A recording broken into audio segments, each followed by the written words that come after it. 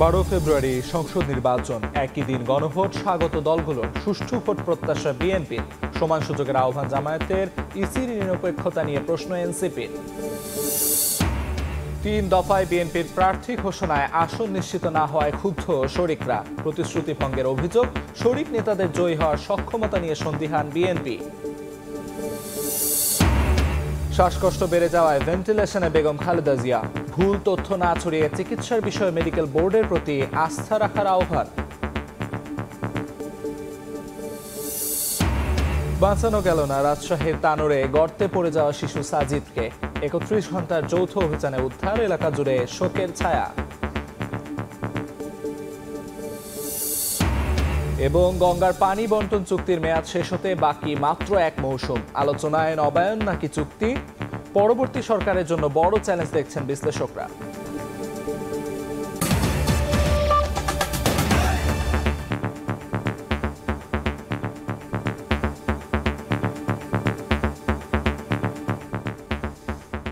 পরিশ্রমের সঙ্গে আছি আমি আমিরুল ইসলাম আলিফ। 12 ফেব্রুয়ারি ত্রয়োদশ জাতীয় সংসদ নির্বাচনের ভোট গ্রহণ হবে, একই দিন হবে গণভোট। বৃহস্পতিবার সন্ধ্যায় জাতির উদ্দেশ্যে দেয়া ভাষণে তফসিল ঘোষণা করেছেন প্রধান নির্বাচন কমিশনার এএমএম নাসির উদ্দিন। মনোনয়নপত্র জমা দেওয়া যাবে 29 ডিসেম্বর পর্যন্ত, প্রত্যাহারের শেষ তারিখ 20 জানুয়ারি। 21 জানুয়ারি প্রতীক বরাদ্দের পর দিন থেকে 10 ফেব্রুয়ারি পর্যন্ত চালানো যাবে প্রচারণা। তফসিল ঘোষণা করায় নির্বাচন কমিশনকে শুভেচ্ছা জানিয়েছেন প্রধান উপদেষ্টা ডক্টর মোহাম্মদ ইউনূস। এদিকে 300 আসনে 69 জন রিটার্নিং কর্মকর্তা নিয়োগ দিয়েছে নির্বাচন কমিশন। সব অনিশ্চয়তার অবসান ঘটিয়ে জাতীয় সংসদ নির্বাচন এবং গণভোটের তফসিল ঘোষণা করেছে নির্বাচন কমিশন। জাতির উদ্দেশ্যে দেয়া ভাষণে ভোটের সময়সূচি জানান প্রধান নির্বাচন কমিশনার এএমএম নাসির উদ্দিন। বৃহস্পতিবার সন্ধ্যায় বিটিভি এবং বাংলাদেশ বেতার সহ সব বেসরকারি গণমাধ্যম জাতির উদ্দেশ্যে দেয়া প্রধান নির্বাচন কমিশনারের এই ভাষণ প্রচার করে। সামনে হাজির হওয়ার সুযোগ দিয়েছেন। ভাষণে প্রধান নির্বাচন কমিশনার সংসদ নির্বাচন ও গণভোটের বিস্তারিত তুলে ধরেন। আগামী 2026 সালের ফেব্রুয়ারি মাসের 12 তারিখ 300 আসনে ত্রয়োদশ জাতীয় সংসদ সাধারণ নির্বাচন এবং একই সাথে জুলাই জাতীয় সনদ সংবিধান সংস্কার বাস্তবায়ন আদেশ 2025-এর উপর গণভোট অনুষ্ঠিত হবে। মনোনয়নপত্র দাখিলের শেষ তারিখ আগামী 29 ডিসেম্বর, বাছাই হবে আগামী 30 ডিসেম্বর 2025 রোজ মঙ্গলবার হতে 4 জানুয়ারি 2026 আপিল নিষ্পত্তির তারিখ 12 জানুয়ারি 2026 রোজ সোমবার থেকে 18 জানুয়ারি 2026। প্রার্থিতা প্রত্যাহারের শেষ তারিখ 20 জানুয়ারি 2026। প্রতীক বরাদ্দ 21 জানুয়ারি 2026 তারিখ। সিএসসি বলেন, এবারের ভোট ভাবমূর্তি পুনরুদ্ধার ও প্রকৃত গণতান্ত্রিক ধারা পুনঃপ্রতিষ্ঠার নির্বাচন। ভোটাররা বাধার সম্মুখীন হলে তা প্রতিহত করা হবে বলেও জানান তিনি। যে কোনো ভয়ভীতি, প্রলোভন, প্রবঞ্চনা এবং সীমাবদ্ধতার ঊর্ধ্বে উঠে নিঃসংকোচে আপনাদের ভোটাধিকার প্রয়োগ করুন। অসত্য এবং অসৎ উদ্দেশ্যে প্রচারিত কোনো তথ্যে কান দিবেন না।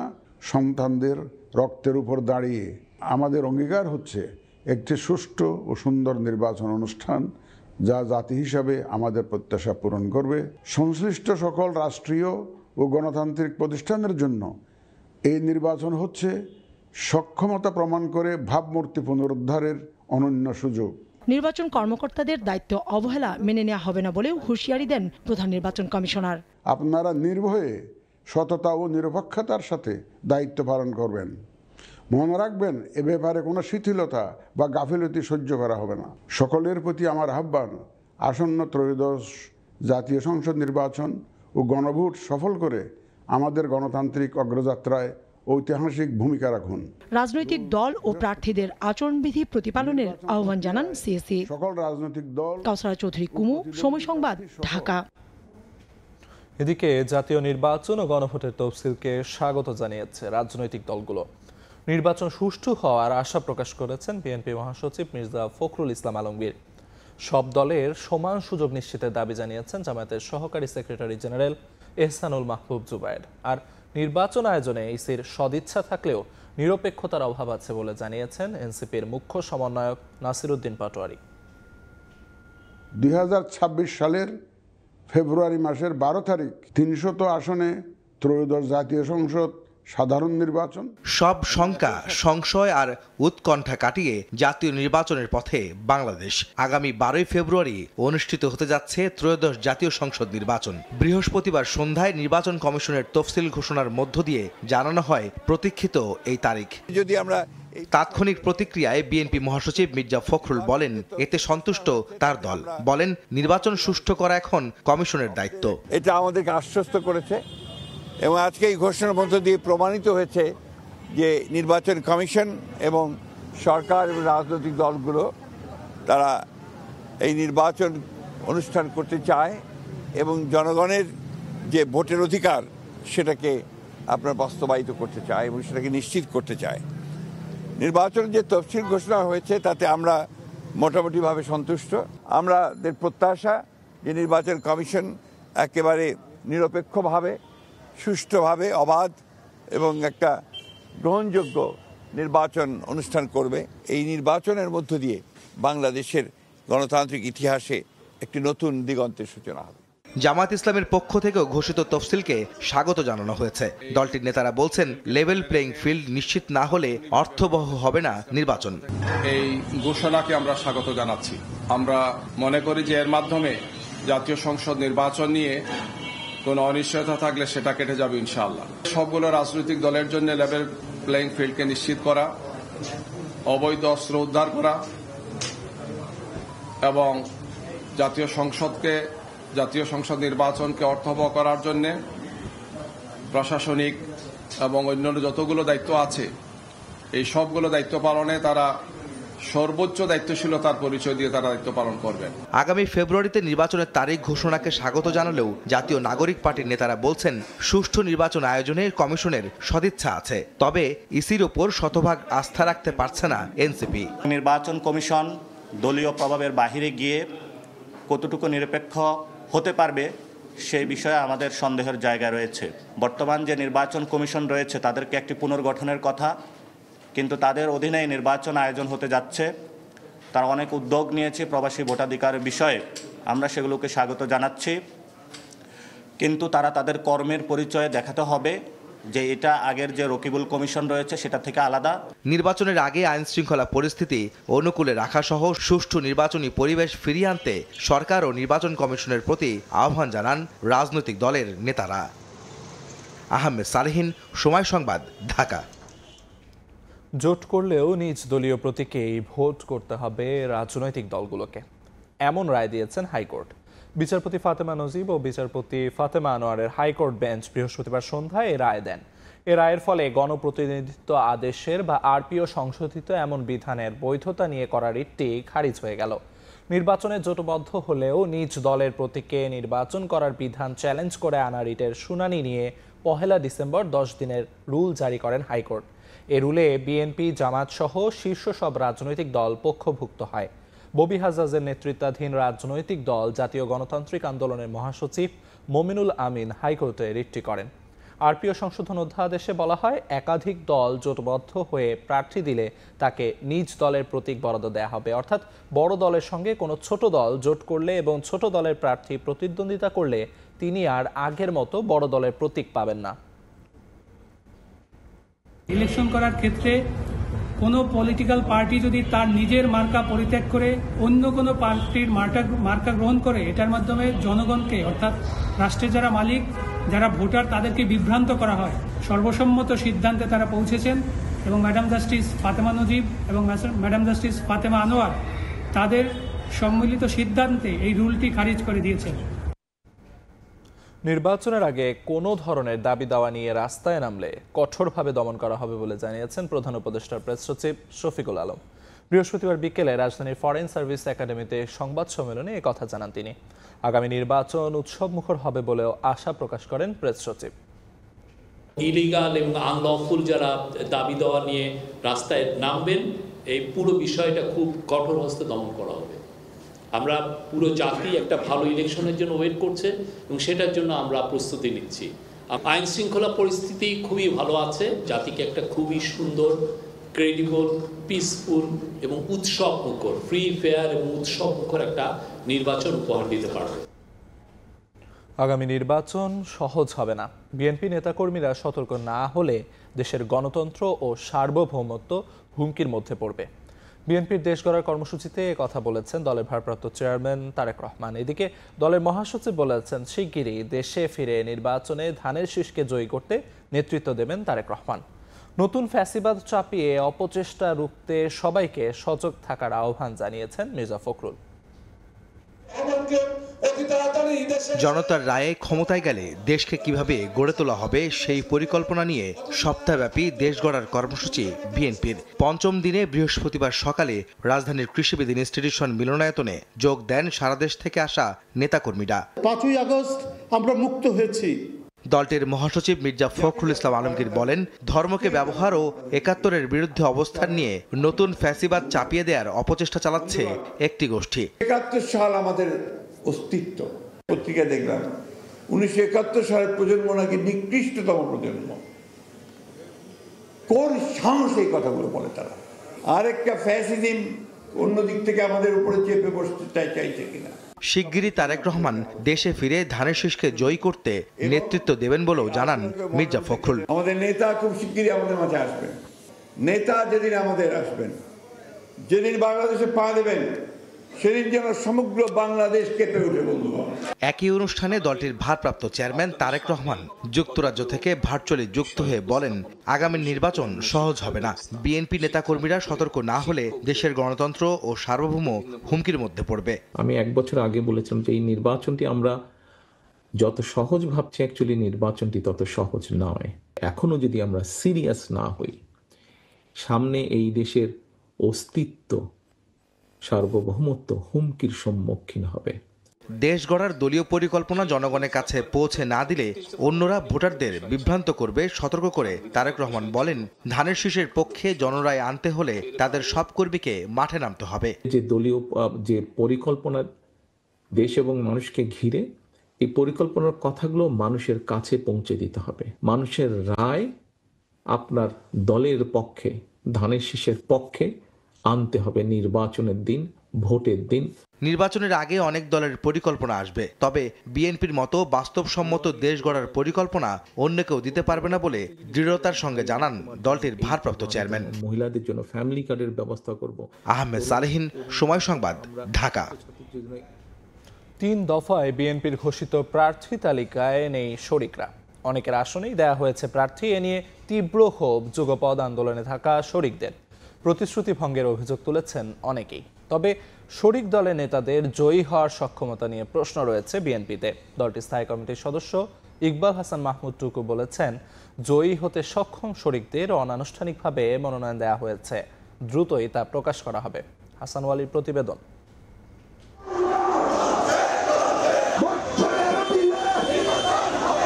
আওয়ামী লীগের শাসনামলে সভা সেমিনারে রাজপথে সরব ছিল বিএনপির সঙ্গে দীর্ঘ যুগপৎ আন্দোলনে থাকা দলগুলো। বিএনপির তরফ থেকে ঘোষণা ছিল যুগপৎ নির্বাচন এবং সরকার গঠনের। তবে জনসমর্থনে কিছুটা পিছিয়ে থাকা এসব দলকে আসন ছাড়তে নানা হিসেব নিকেশ কষতে হচ্ছে বিএনপিকে। তা নিয়েই তীব্র ক্ষোভ বিএনপির দীর্ঘদিনের মিত্রদের। মূলত 20 দলীয় জোট অকার্যকর হওয়ার পর থেকেই ফ্যাসিবাদ বিরোধী এসব দল বিএনপির কণ্ঠে কণ্ঠ মিলিয়ে অবস্থান জানান দেয় রাজপথে। তবে আসন্ন নির্বাচনে জামায়াত ইসলামী আন্দোলন সহ 8 দলের মোর্চার শক্ত অবস্থান এবং আরপিও সংশোধনীতে নিজ দলের প্রতীক নিয়ে ভোট করার বাধ্যবাধকতায় ভাবনায় পড়েছে বিএনপি। আসন ছাড়লে এসব দল জিতে আসতে পারবে কিনা তা নিয়ে সন্দেহ দলটির। 3 দফায় 273টি আসনে দলীয় প্রার্থী ঘোষণা করেছে বিএনপি। আসন নিশ্চিত না হয় ক্ষুব্ধ শরিকরা। আমরা তো 17 বছর 20 বছর আপনাদের কাছে কিছু চাইনি। রেজাল্টের যখন সময় এসেছে তখন দেখলাম বিএনপি তার সমস্ত প্রতিশ্রুতি তারা ভঙ্গ করেছে। এখন তারা বলতেছে যে তারা কিছু আসন খালি রেখেছে। আমার আসনে তো প্রার্থী দেওয়া হয়েছে।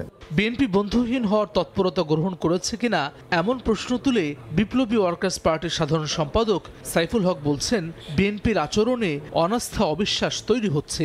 কোন রকমে ধরেন জাস্ট 2-4-5টা একটু বুস্টুস দিয়ে পরিস্থিতিকে ম্যানেজ করা, এই ম্যানেজ করার চিন্তাটা যুগপথের শরিকদেরকে ক্ষুব্ধ করেছে। এটা অনাস্থা অবিশ্বাস জায়গাটা তৈরি হচ্ছে। বিএনপি বন্ধুহীন হবার কোনো তৎপরতা গ্রহণ করেছে কিনা এটা নানা মহলে একটা আলোচনার প্রশ্ন।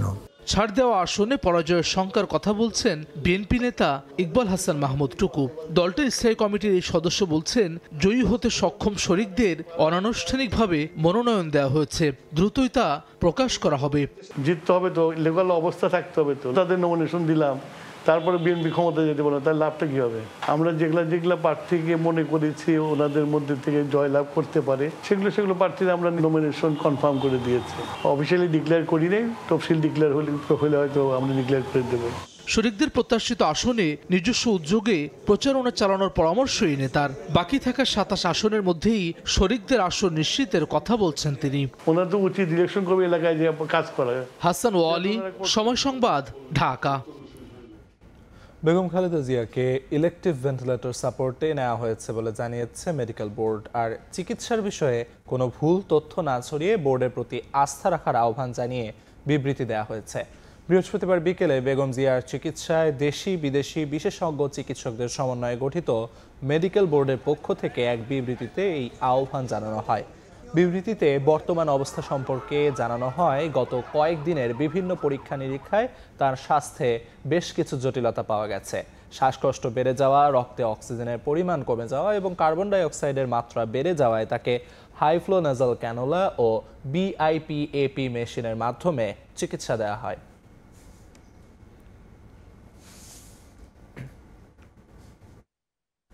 বাঁচানো গেল না রাজশাহীর তানোরে গভীর নলকূপের পাইপে পড়ে যাওয়া শিশু সাজিদকে। 31 ঘন্টার উদ্ধার অভিযানে খনন যন্ত্র ব্যবহার করে 50 ফুট গভীর থেকে শিশুটিকে বের করে আনেন ফায়ার সার্ভিসের কর্মীরা। তবে হাসপাতালে নেয়ার পর মৃত ঘোষণা করেন চিকিৎসক। ঘটনাস্থল থেকে আব্দুস সালামের ধারণ করা ছবিতে বিস্তারিত জানাচ্ছেন মওদুদ রানা। টানা 31 ঘন্টার অক্লান্ত প্রচেষ্টার পর অবশেষে উদ্ধার করা হয় শিশু সাজিদকে। উদ্ধার শেষে আগে থেকেই প্রস্তুত মেডিকেল টিম শিশুটির প্রাথমিক স্বাস্থ্য পরীক্ষা করে। এরপর তানোর উপজেলা স্বাস্থ্য কমপ্লেক্সে নেওয়া হলে মৃত ঘোষণা করেন চিকিৎসক। 31 ঘন্টার অপারেশন শেষে আমরা শিশু সাজিদকে অচেতন অবস্থায় উদ্ধার করি। আমরা আসলে কিছুটা বাচ্চার নিথর দেহটা ধরার পরে আমরা একটু ইমোশনাল হয়ে গিয়েছিলাম কিছুক্ষণের জন্য। তারপরেও আমরা চেষ্টা করেছি দ্রুত হসপিটালে প্রেরণ করার। সচরাচর যেসব অপারেশন করি এই অপারেশনটা একটু ভিন্ন। শুরুতেই আমাদের একটু ইমোশনাল কারণে হয়তো ভুলটা হয়ে গিয়েছে। আমরা আসার আগেই ওনারা চেষ্টা করেছিলেন। এই চেষ্টাতে আসলে ওই সময় তার এই যে 8 থেকে 6 ইঞ্চির, আমরা বলছি 6 ইঞ্চি, বাট আসলে এটা প্রথমে ছিল 8 ইঞ্চি, এই ডায়ার একটা ছোট ইসের মধ্যে যখন চেষ্টা করা হয় তখন কিন্তু অনেক মাটি পড়ে যায়।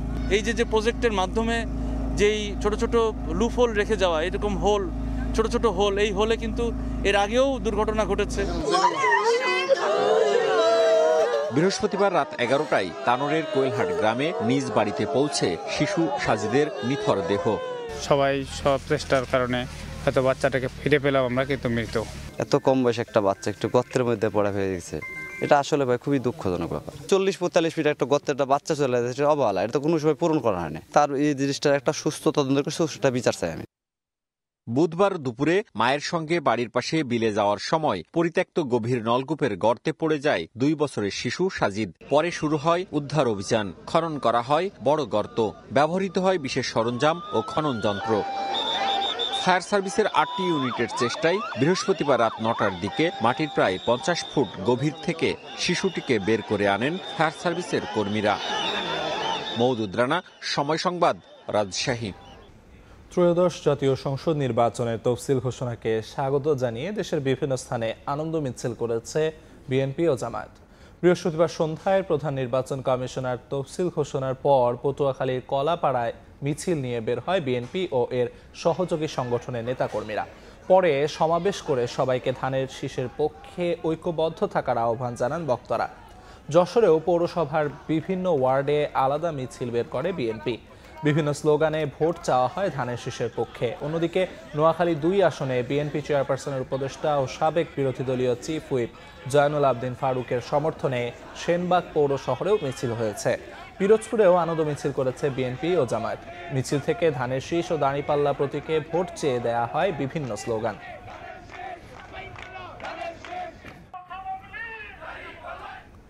বগুড়ার 7টি আসনে আগাম নির্বাচনী প্রচারণা শুরু করেছেন প্রার্থীরা। বিএনপি, জামাত সহ বিভিন্ন রাজনৈতিক দলের প্রার্থী ও তাদের কর্মী সমর্থকেরা চষে বেড়াচ্ছেন গ্রাম থেকে শহর। সভা সমাবেশ মিছিলের পাশাপাশি ভোটারদের ঘরে ঘরে গিয়ে দোয়া ও ভোট চাইছেন প্রার্থীরা। তবে প্রার্থীরা প্রতিশ্রুতি দিলেও যোগ্য প্রার্থীকেই নির্বাচিত করতে চান ভোটাররা। শাহাদুল ইসলামের ক্যামেরায় আব্দুল আওয়ালের রিপোর্ট।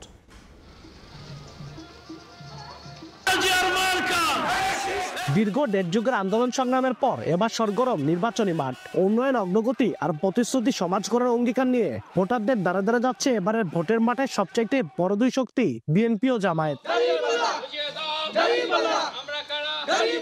তবে গণ অভ্যুত্থানের ভিত্তিতে গড়ে ওঠা তরুণদের দল এনসিপি এখনো আনুষ্ঠানিক প্রচারণায় নামেনি।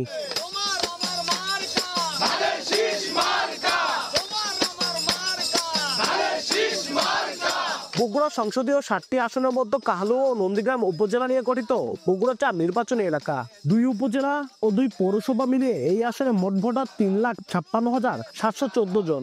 স্বাধীনতার পর অনুষ্ঠিত 12টি জাতীয় নির্বাচনের মতো 8 বারই এই আসনে বিজয়ী হয়েছেন বিএনপি মনোনীত প্রার্থীরা। এমনকি 2018 সালের বহুল আলোচিত রাতের নির্বাচনেও এই আসনে জয় পেয়েছিলেন বিএনপির বর্তমান প্রার্থী ও জেলা বিএনপির ভারপ্রাপ্ত সাধারণ সম্পাদক মোশাররফ হোসেন। এজন্য বিএনপির দুর্গ হিসেবে পরিচিত বগুড়া 4 নিয়ে এবারও শতভাগ আশাবাদী দলটি। জয়ের বিশ্বাস আরো পোক্ত করতে গণসংযোগ, পথসভা ও উঠান বৈঠকে দিনরাত ব্যস্ত সময় পার করছেন সাবেকেই সংসদ সদস্য। ভোটারদের দোরগোড়ায় গিয়ে তিনি তুলে ধরছেন দলটির ভারপ্রাপ্ত চেয়ারম্যান তারেক রহমান ঘোষিত রাষ্ট্র কাঠামো মেরামতের 31 দফা কর্মসূচি। উন্নত জনশক্তিতে পরিণত করে দেশ এবং দেশের বাহিরে তাদেরকে পাঠিয়ে দেশকে স্বাবলম্বী করার চেষ্টা করব। তবে প্রচারণায় ও মাঠের শক্তিতে পিছিয়ে নেই জামায়াত। বগুড়া 4 আসনে কাহালু উপজেলা 1991, 2009 ও 2014 সালের নির্বাচনে টানা 2 বার সহ মোট 3 বার উপজেলা চেয়ারম্যান নির্বাচিত হয়েছিলেন জামায়াতে ইসলামী সমর্থিত প্রার্থী। এছাড়াও সর্বশেষ অংশগ্রহণমূলক উপজেলা নির্বাচন 2014 সালে নন্দীগ্রাম উপজেলাতেও চেয়ারম্যান পদে জয় পেয়েছিলেন জামায়াতের প্রার্থী। তাই জোট ছাড়া প্রতিদ্বন্দ্বিতাপূর্ণ এই নির্বাচনে জয়ের ব্যাপারে আশাবাদী ইসলামিক দলটির এই প্রার্থী। মাঠে ময়দানে আমাদের যে অবস্থান, সাধারণ মানুষের যে রেসপন্স, সেই রেসপন্স প্রমাণ করে যে আমরা এখানে বিপুল ভোটে বিজয় হব। এদিকে এনসিপির হয়ে কেউ বগুড়া 4 আসন থেকে মনোনয়ন সংগ্রহ না করলেও আসনটিতে প্রার্থী নির্বাচনে চমক দেখানোর কথা জানিয়েছেন দলটির অন্যতম এই নেতা। এনসিপি তারা কিন্তু যেখানেই যাচ্ছেন মানুষের কিন্তু একটা অকুণ্ঠ ভালোবাসা পাচ্ছেন। এটা কিন্তু আমরা প্রচারণার জন্য যখন মাঠে গিয়েছি তখন আমরা জিনিসটা সরেজমিনে দেখতে পেয়েছি। এদিকে ইসলামী আন্দোলন বাংলাদেশ জেলা কমিটির সদস্য অধ্যাপক ইদ্রিস আলী ও বাসদ থেকে সমাজতান্ত্রিক শ্রমিক ফ্রন্টের জেলা সভাপতি সাইফুজ্জামান টুটুল বগুড়া 4 আসনে নিজ নিজ দলের হয়ে প্রতিদ্বন্দ্বিতা করবেন। আব্দুল আউয়াল, সময় সংবাদ, বগুড়া। রাজনৈতিক দলগুলোর নির্বাচনী প্রচারণায় এখন উৎসব মুখর রংপুরের 6টি সংসদীয় আসন। তবে বিএনপি ও জামাত সহ বেশ কয়েকটি রাজনৈতিক দল মাঠে সক্রিয় হলেও প্রচারণায় নামেনি এনসিপি। অন্যদিকে অনেকটা নিষ্ক্রিয় জাতীয় পার্টি। মাঠে থাকা দলগুলো নিজেদের জয় নিশ্চিত করতে নানা প্রতিশ্রুতি দিলেও ভেবে চিনতে যোগ্য প্রার্থীকেই নির্বাচিত করতে চান ভোটাররা। শাকিল মাহমুদের ছবিতে নাজমুল ইসলাম নিশতের রিপোর্ট। 3 নভেম্বর বিএনপির প্রার্থী তালিকা ঘোষণার পর থেকেই সরগরম হয়ে ওঠে নির্বাচনী মাঠ। গণ অভ্যুত্থানের পর সর্বোচ্চ শক্তি নিয়ে মাঠ পর্যায়ে সরব দলটি। রংপুরের 6টি আসনেই প্রার্থীদের উঠান বৈঠক, গণসংযোগ সহ দলটির ভারপ্রাপ্ত চেয়ারম্যান তারেক রহমান ঘোষিত রাষ্ট্র কাঠামো মেরামতে 31 দফা তুলে ধরতে দিনরাত ভোটারদের দোরগোড়ায় যাচ্ছেন প্রার্থীরা। তবে রংপুর 4 আসনে এনসিপির সদস্য সচিব আক্তার হোসেন সরব থাকলেও বাকি আসনগুলোতে প্রচারণায় নামেনি গণ অভ্যুত্থানের চেতনার উপর ভিত্তি করে গড়ে ওঠা নবীন দলটি। তারেক রহমান যেভাবে মানুষের পাশে দাঁড়ানোর জন্য আমাদেরকে নির্দেশনা দিচ্ছেন, মানুষের সাথে কাজ করার জন্য নির্দেশনা দিচ্ছেন, আমরা মানুষের পাশে যেভাবে যাচ্ছি সেভাবে ওই রকম শক্ত কোনো চ্যালেঞ্জ মোকাবেলা করার মতো আমার মনে হয় অবস্থা বর্তমানে নাই। আমরা ইনশাল্লাহ সব চ্যালেঞ্জকে মোকাবেলা করেই সামনের দিকে এগিয়ে যাব। এই অঞ্চলের মানুষেরা দীর্ঘ সময় ধরে উন্নয়ন বৈষম্যের শিকার হয়ে এসেছেন। তারা সেই উন্নয়ন বৈষম্য থেকে জাতীয় নাগরিক পার্টি এনসিপির হাত ধরেই এই অবসান ঘটাতে চান এবং সাধারণ জনগণরা তারা আছেন, তারা সকলে একাত্মতা পোষণ করেছেন এবং তারা সকলে মিলে আমরা এই বাংলাদেশটাকে নতুন করে গড়ার স্বপ্ন নিয়ে আমরা কাজ করে যাচ্ছি। বসে নেই জামায়াত। রংপুরের 6টি আসনে প্রার্থী দিয়েছে দলটি। কর্মীদের উজ্জীবিত করার পাশাপাশি ভোটারদের নিজেদের পক্ষে টানতে চালিয়ে যাচ্ছেন টানা প্রচারণা। এছাড়াও মাঠে রয়েছে ইসলামী আন্দোলন বাংলাদেশ সহ সমমনা দলগুলো। অন্যদিকে দলীয় কার্যক্রম চালালেও নির্বাচনী প্রচারণায় মাঠে নেই জাতীয় পার্টি। চ্যালেঞ্জ শুধু আমাদের একটা লেভেল প্লেইং ফিল্ডটা হবে কিনা এবং ফ্রি এবং ফেয়ার নির্বাচন।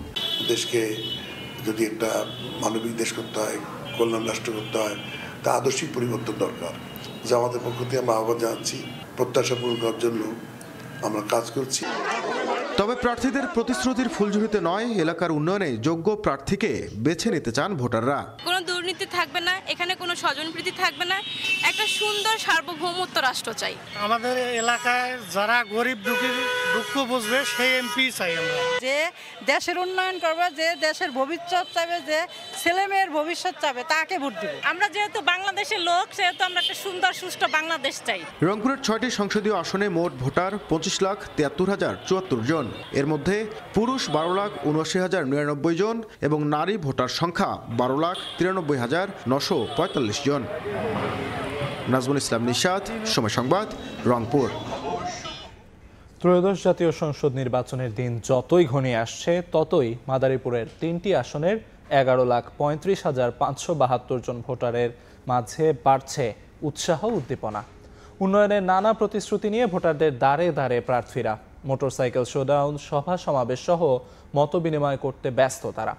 সুষ্ঠু নির্বাচনের প্রত্যাশা করে সৎ ও যোগ্য প্রার্থীকে বেছে নেওয়ার কথা জানান ভোটাররা।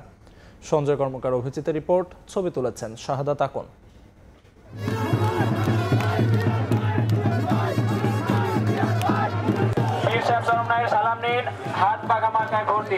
আগামী জাতীয় সংসদ নির্বাচনকে ঘিরে মাদারীপুরে বইছে নির্বাচনী হাওয়া।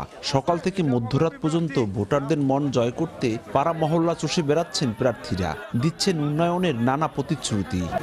আলহামদুলিল্লাহ। মাদারীপুর 3 আসনে বিএনপির মনোনীত প্রার্থী আনিসুর রহমান তালুকদার খোকন মনোনয়ন ঘোষণার পর প্রচারণায় বেশ সরব হয়ে উঠেছেন তিনি। মোটরসাইকেল শোডাউন, সভা সমাবেশ সহ মতবিনিময় করছেন তালুকদার খোকন। এই আসনে জামায়াতে ইসলামীর দাঁড়িপাল্লা মার্কা নিয়ে লড়বেন দলটির কালকিনি পৌরসভার আমির মাওলানা মোহাম্মদ রফিকুল ইসলাম। ছুটে যাচ্ছেন চায়ের দোকান থেকে শুরু করে প্রত্যন্ত এলাকার অলিগলিতে। এদিকে ইসলামী আন্দোলন বাংলাদেশের দলীয় প্রার্থী হয়েছেন মাওলানা এস এ আজিজুল হক। হাত পাখা প্রতীকের এই প্রার্থীকেও দেখা গেছে নির্বাচনের মাঠে। আপনারা সবাই সত্যের সাথে থাকবেন, সৎ পথে থাকবেন, সত্য কথা বলবেন, আমরা সব দলকেই তো দেখেছি, এবার জামায়াত ইসলামীকে দেখব এবং সর্বস্তরের মানুষ এই ব্যাপারে স্বতঃস্ফূর্তভাবে আমাদের সাথে একমত পোষণ করছে। যারাই ক্ষমতা ছিল এদেরকে দেখা শেষ হয়ে গেছে। ছাত্র বলেন, যুবক বলেন, মা বোনরা বলেন, সবাই পরিবর্তন চায়। আমি আশাবাদী ইনশাআল্লাহ যদি ফেয়ার নির্বাচন হয় আমরা নির্বাচিত হব ইনশাআল্লাহ। উন্নয়নের স্বার্থে শত যোগ্য প্রার্থীকে বেছে নেওয়ার কথা জানান ভোটাররা। দুর্নীতি, চাঁদাবাজ, সন্ত্রাসী, আহাজারি, সিন্ডিকেট কিছু থাকবে না, এরকম আশাবাদী আমরা সকলে। সুস্থ নির্বাচন চাই। সুস্থ নির্বাচনে যাদের যোগ্যতা আছে তারাই পার্লামেন্টে আসুক। ভোট দেব যারা ভালো উন্নত করতে পারে তাকে দেব, এতে যেই হোক। 1125.69 বর্গ কিলোমিটারের 3টি সংসদীয় আসনে মোট ভোটার 11,35,572 জন। মাদারীপুর 1 আসনে বিএনপি থেকে মনোনয়ন পেয়েছেন নাদিরা আক্তার মিঠু চৌধুরী। আর মাদারীপুর জেলা বিএনপির সদস্য সচিব জাহানদার আলী জাহান পেয়েছেন মাদারীপুর 2 আসনের ধানের শীষের টিকিট। মাঠে আছেন এনসিপির সম্ভাব্য প্রার্থীরাও। সঞ্জয় কর্মকার, অভিজিৎ, সময় সংবাদ, মাদারীপুর। সদ্য পদত্যাগ করা 2 উপদেষ্টার অধীনে থাকা 3 মন্ত্রণালয়ে পুনর্বণ্টন করা হয়েছে। মন্ত্রিপরিষদ বিভাগ এক প্রজ্ঞাপনে এ তথ্য জানিয়েছে। মাহফুজ আলমের দায়িত্বে থাকা তথ্য ও সম্প্রচার মন্ত্রণালয়ের দায়িত্ব পেয়েছেন পরিবেশ উপদেষ্টা সৈয়দা রিজওয়ানা হাসান। পদত্যাগের আগে আসিফ মাহমুদ সজীব ভূঁইয়া দায়িত্ব সামলাতেন 2টি মন্ত্রণালয়ে। এর মধ্যে যুব ও ক্রীড়া মন্ত্রণালয়ের দায়িত্ব পেয়েছেন আইন উপদেষ্টা ডক্টর আসিফ নজরুল। স্থানীয় সরকার, পল্লী উন্নয়ন ও সমবায় মন্ত্রণালয়ের দায়িত্ব দেওয়া হয়েছে শিল্প উপদেষ্টা আদিলুর রহমান খানকে।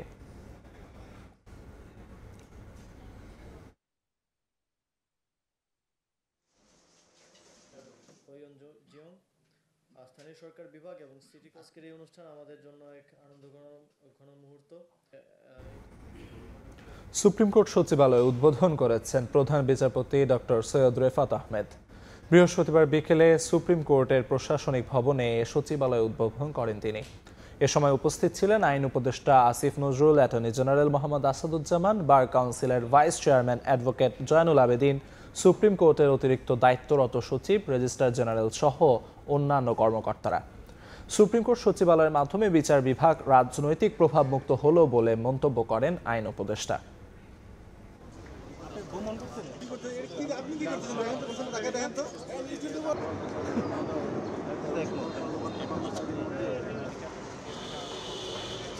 কি রায় হবে, কিভাবে রায় হবে না, এই সমস্ত কিছু, কোন মামলাটা আগে শুনানি হবে, কোন মামলা হবে না, বিচারকদের পোস্টিং, পদোন্নতি, বদলি, সমস্ত কিছু রাজনৈতিক প্রভাবের মাধ্যমে নিয়ন্ত্রণ করা হতো।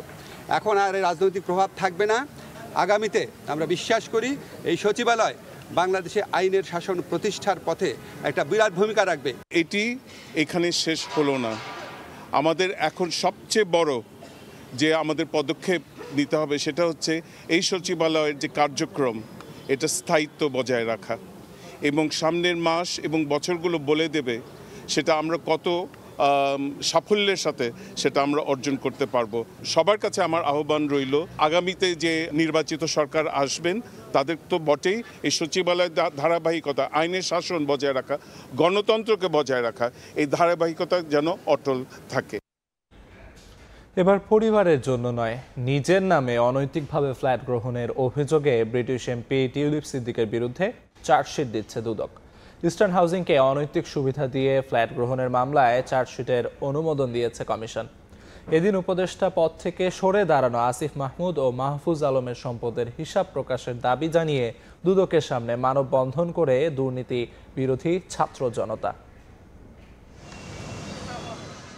গুলশানে ইস্টার্ন হাউজিংকে অনৈতিকভাবে প্লট নির্মাণের সুযোগ করে দিয়ে ব্রিটিশ এমপি টিউলিপ সিদ্দিক একই ভবনে বিনামূল্যে ফ্ল্যাট গ্রহণ করেন। চলতি বছরের 15 এপ্রিল এ অভিযোগে টিউলিপ সিদ্দিকের পাশাপাশি রাজুকের সাবেক 2 আইন কর্মকর্তা শাহ খসরুজ্জামান ও সর্দার মুশাররফ হোসেনের বিরুদ্ধে মামলা করে দুদক।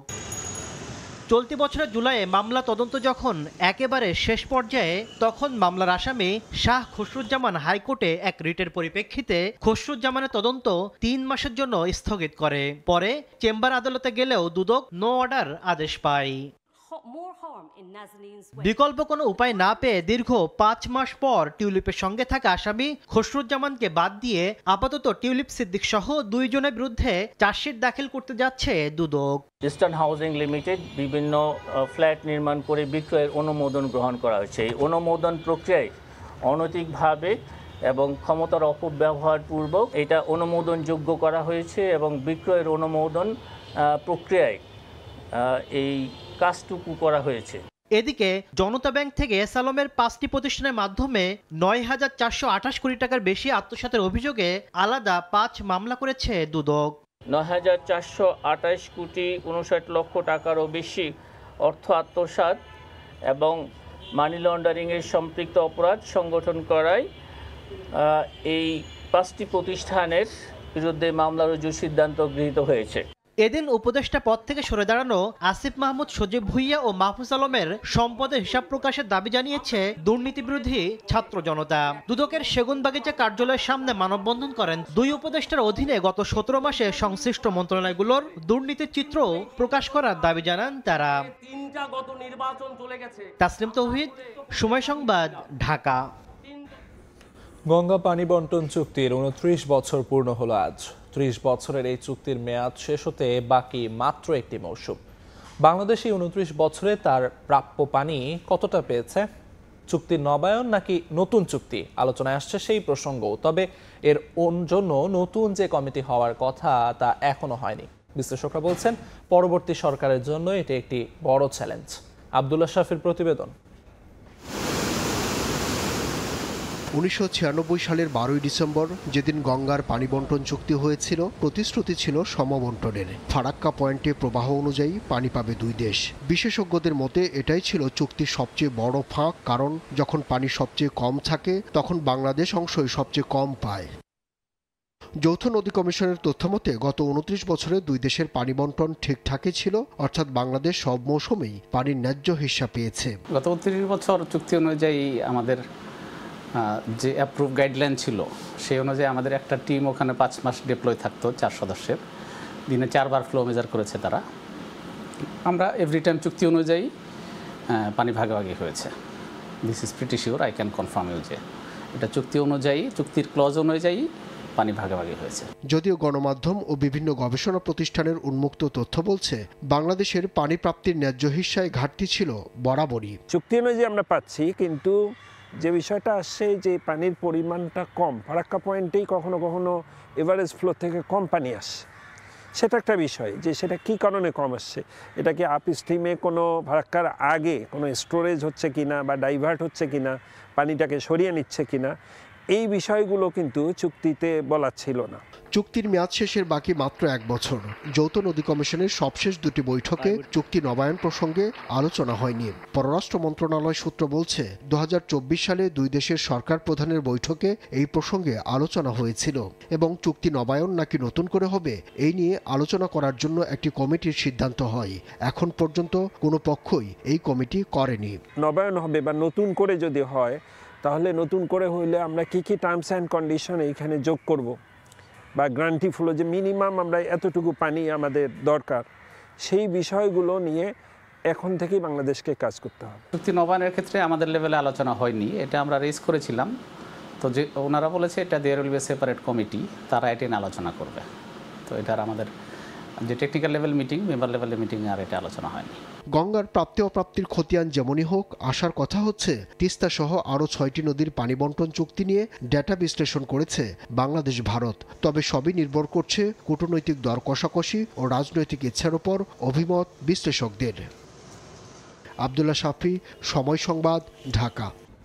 পুরান ঢাকায় আবারও প্রকাশ্য দিবালোকে গুলি করে হত্যার ঘটনা ঘটেছে।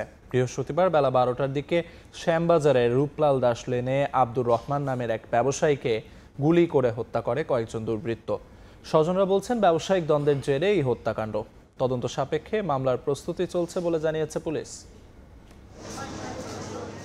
শ্যামবাজারের রূপলাল লেন, বেলা 12টা। প্রতিদিনের মতোই কর্মক্ষেত্রে যাচ্ছিলেন ব্যবসায়ী আব্দুর রহমান। এ সময় পেছন থেকে তাকে গুলি করে কয়েকজন দুর্বৃত্ত। গুলিবিদ্ধ অবস্থায় তাকে মিটফোর্ড হাসপাতালে নিলে মৃত ঘোষণা করেন চিকিৎসক। প্রত্যক্ষদর্শীরা বলছেন প্রথমে গুলির শব্দ শুনে বাইরে এলে কয়েকজনকে দৌড়ে পালিয়ে যেতে দেখেন। এ সময় নয়ন নামে একজন স্থানীয়কে চিনতে পারেন তারা। যে গুলি করছে হ্যাঁ দৌড় দিছে, এত দেখছি, কিন্তু আর আমি চিনা লাইছি। গতকালকে রাতে হ্যাঁ মোবাইলে ঠেট দিছে, হ্যাঁ দেওয়ার পরে হ্যাঁ হ্যাঁ শালা ছিল, তো বলছে কে কয়, আরে কত মাসেতে কি কয়, নয়ন ফোন দিছে, এই ঘটনা। ব্যবসায়িক দ্বন্দ্বের জেরে এ হত্যার অভিযোগ স্বজনদের। দোষীদের চিহ্নিত করে সর্বোচ্চ শাস্তির দাবি তাদের। একটা জ্ঞান জবস ছিল দোকানে, এটা আমি বলছিল এই কাজটা করছে, তার সুস্থ বিচার চাই। যে মারছে তার সাথে সম্পর্ক ভালো ছিল। নয়ন যে ব্যক্তি বছরটার মধ্যে গিয়ে ওনার কাঁধে হাত দিছে, হাত দিয়ে বলছে কি অবস্থা, ভালো আছেন নাকি, কথা বলবো না, একটা নাকি গুলি নিচে গুলি করছে, আর একটা গুলি নাকি এখানে থেকে করে উনি দৌড়ে চলে গেছে। দোষীদের ধরতে এরই মধ্যে অভিযানে নেমেছে পুলিশ। যে মারা গেছে উনি হচ্ছে ওই যে মাছ বাজার সভাপতি আব্দুর রহমান। ঘটনাটা রাত 12টায়। মামলা প্রক্রিয়াধীন, আমরা কার্যক্রম করছি, রাখতে হবে।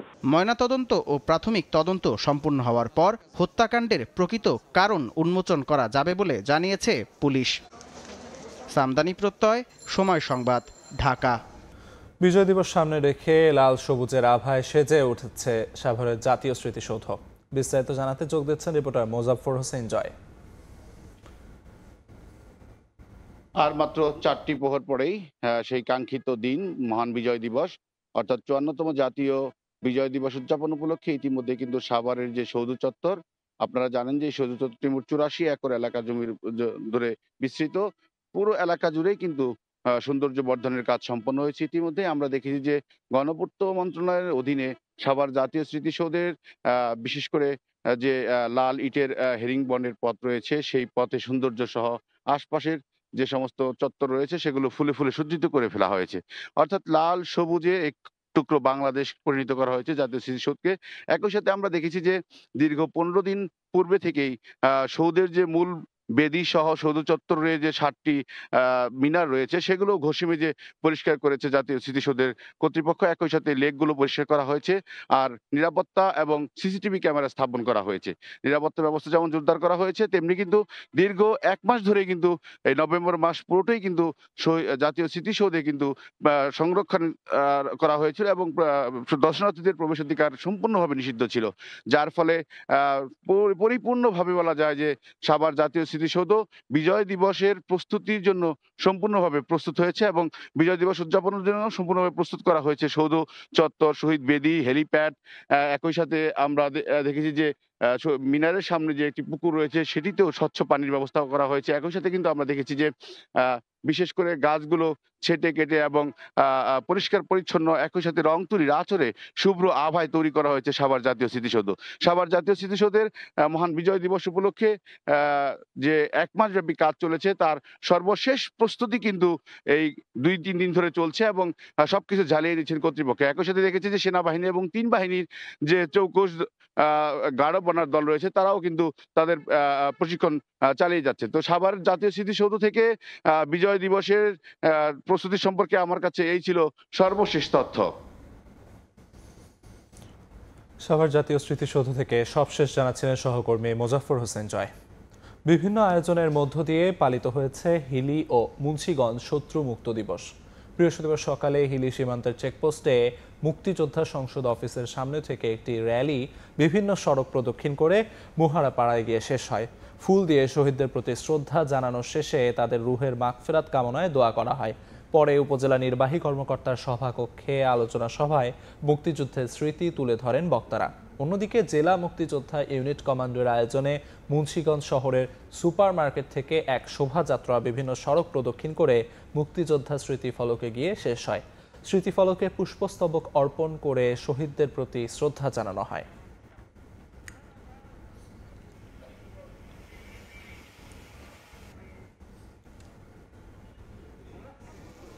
মাদারীপুরে 6 বছরের শিশুকে ধর্ষণের ঘটনায় আসামির শাস্তির দাবিতে বিক্ষোভ ও মানববন্ধন করেছেন এলাকাবাসী। বৃহস্পতিবার সকালে শিবচরের সরকারি বোরহানগঞ্জ কলেজের সামনে থেকে একটি বিক্ষোভ মিছিল বের হয়ে কয়েকটি সড়ক প্রদক্ষিণ শেষে সড়ক 71 চত্বরে গিয়ে শেষ হয়। পরে অনুষ্ঠিত হয় প্রতিবাদ সভা ও মানববন্ধন। এ সময় বক্তারা দায়ী ব্যক্তির সর্বোচ্চ শাস্তির দাবি জানান। সোমবার স্কুল থেকে বাড়ি ফিরছিল 6 বছর বয়সী শিশুটি। এ সময় শিবচর উপজেলার দত্তপাড়া ইউনিয়নের বাচামারা এলাকার মিঠুন মজুমদার পথ আটকে কৌশলে মেয়েটিকে তার ঘরে নিয়ে যায়। পরে জোরপূর্বক শিশুটিকে ধর্ষণ করে বলে অভিযোগ পরিবারের।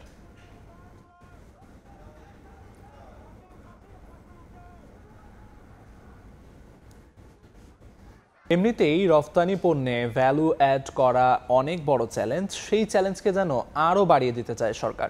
পোশাক তৈরিতে দরকারি কাঁচামাল সরবরাহে বিদেশি ক্রেতা প্রতিষ্ঠানকে সুবিধা দিতে এফওসি সুবিধার শর্ত শিথিল করার উদ্যোগ নেয়ার পর এমনই প্রতিক্রিয়া জানাচ্ছেন সুতা, বস্ত্রসহ বিভিন্ন অনুষঙ্গের যোগান দেয়া ব্যাকওয়ার্ড লিঙ্কেজ শিল্পের উদ্যোক্তারা।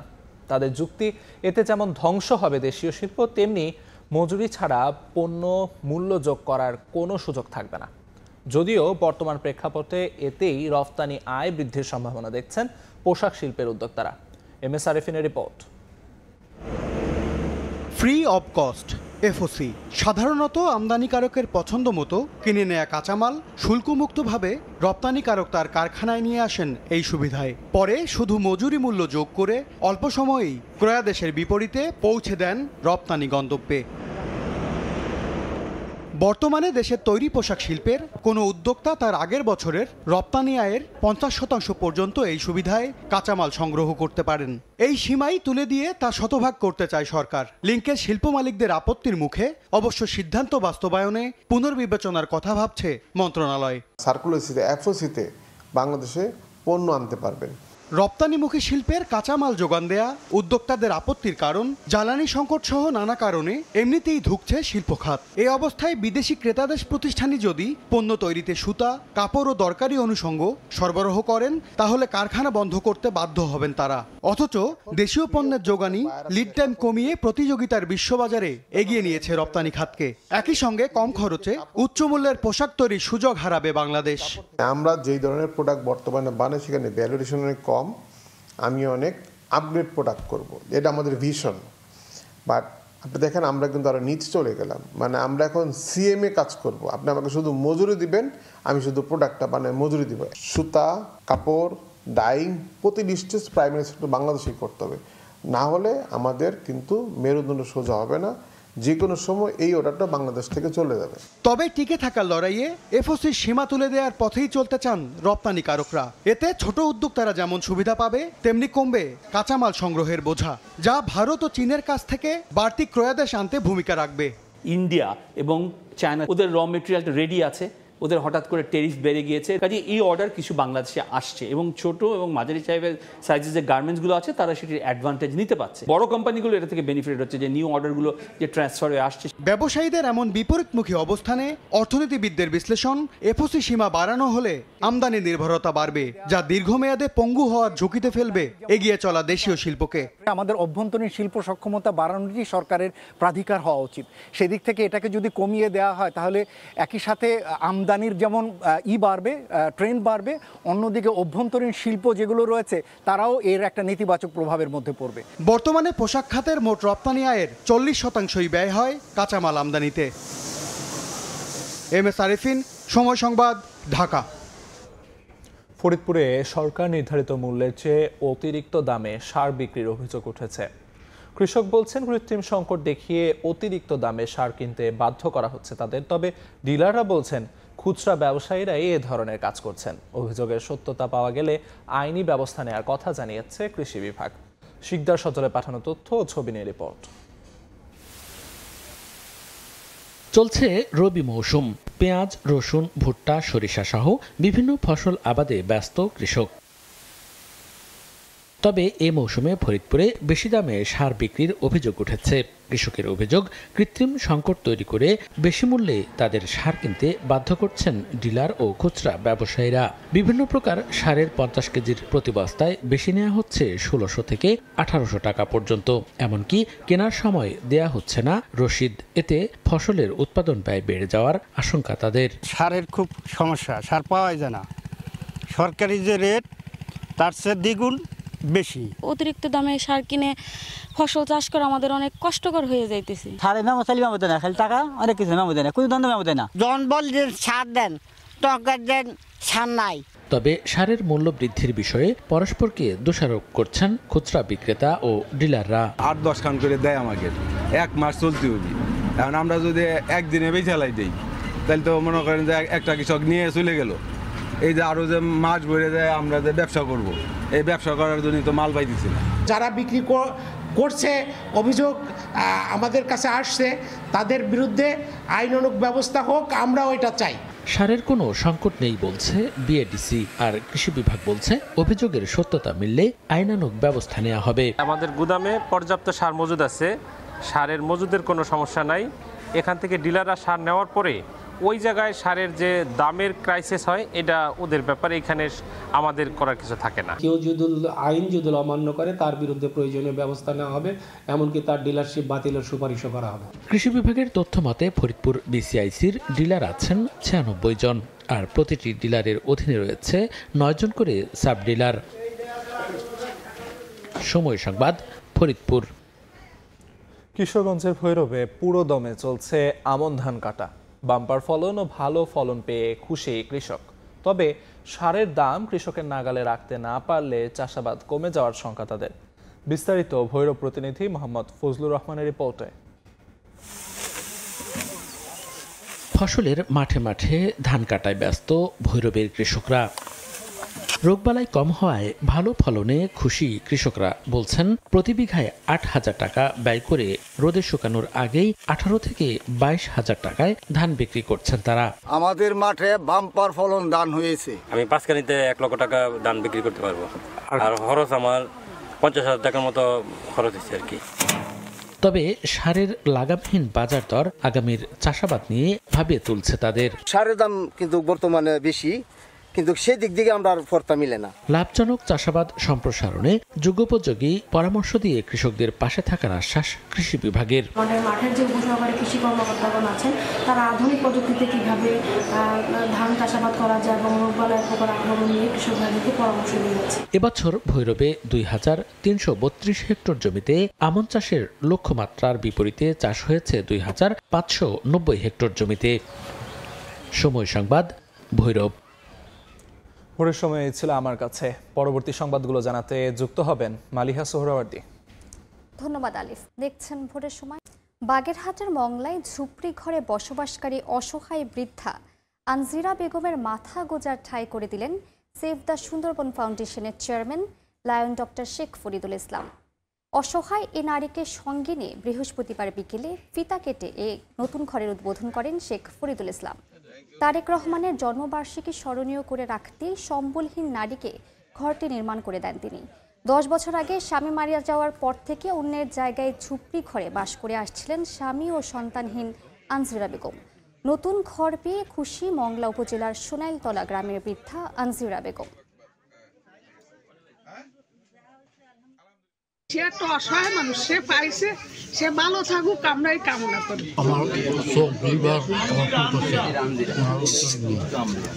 আমি খুব সুখী। আমরা যারা একটু ভালো অবস্থানে আছি, এই সমাজের সুবিধা বঞ্চিত মানুষ, বিশেষ করে তৃণমূল মানুষগুলোর পাশে দাঁড়ানো আমাদের খুবই জরুরি। চট্টগ্রামকে ক্লিন ও গ্রিন সিটি হিসেবে গড়ে তুলতে সৌন্দর্য বর্ধনে ক্র্যাশ প্রোগ্রাম চালিয়েছে চট্টগ্রাম সিটি কর্পোরেশন।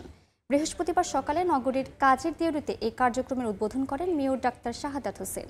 নগরীর রেডিসন ব্লু ও জেলা স্টেডিয়ামের আশপাশে চলে কার্যক্রম। এ সময় মেয়র নিজেও পরিচ্ছন্ন কাজে অংশ নেন। এই কার্যক্রমের অংশ হিসেবে নগরীর সড়কের পাশে থাকা গাছের পরিচর্যা, নতুন গাছ রোপণ ও রক্ষণাবেক্ষণ করা হয়।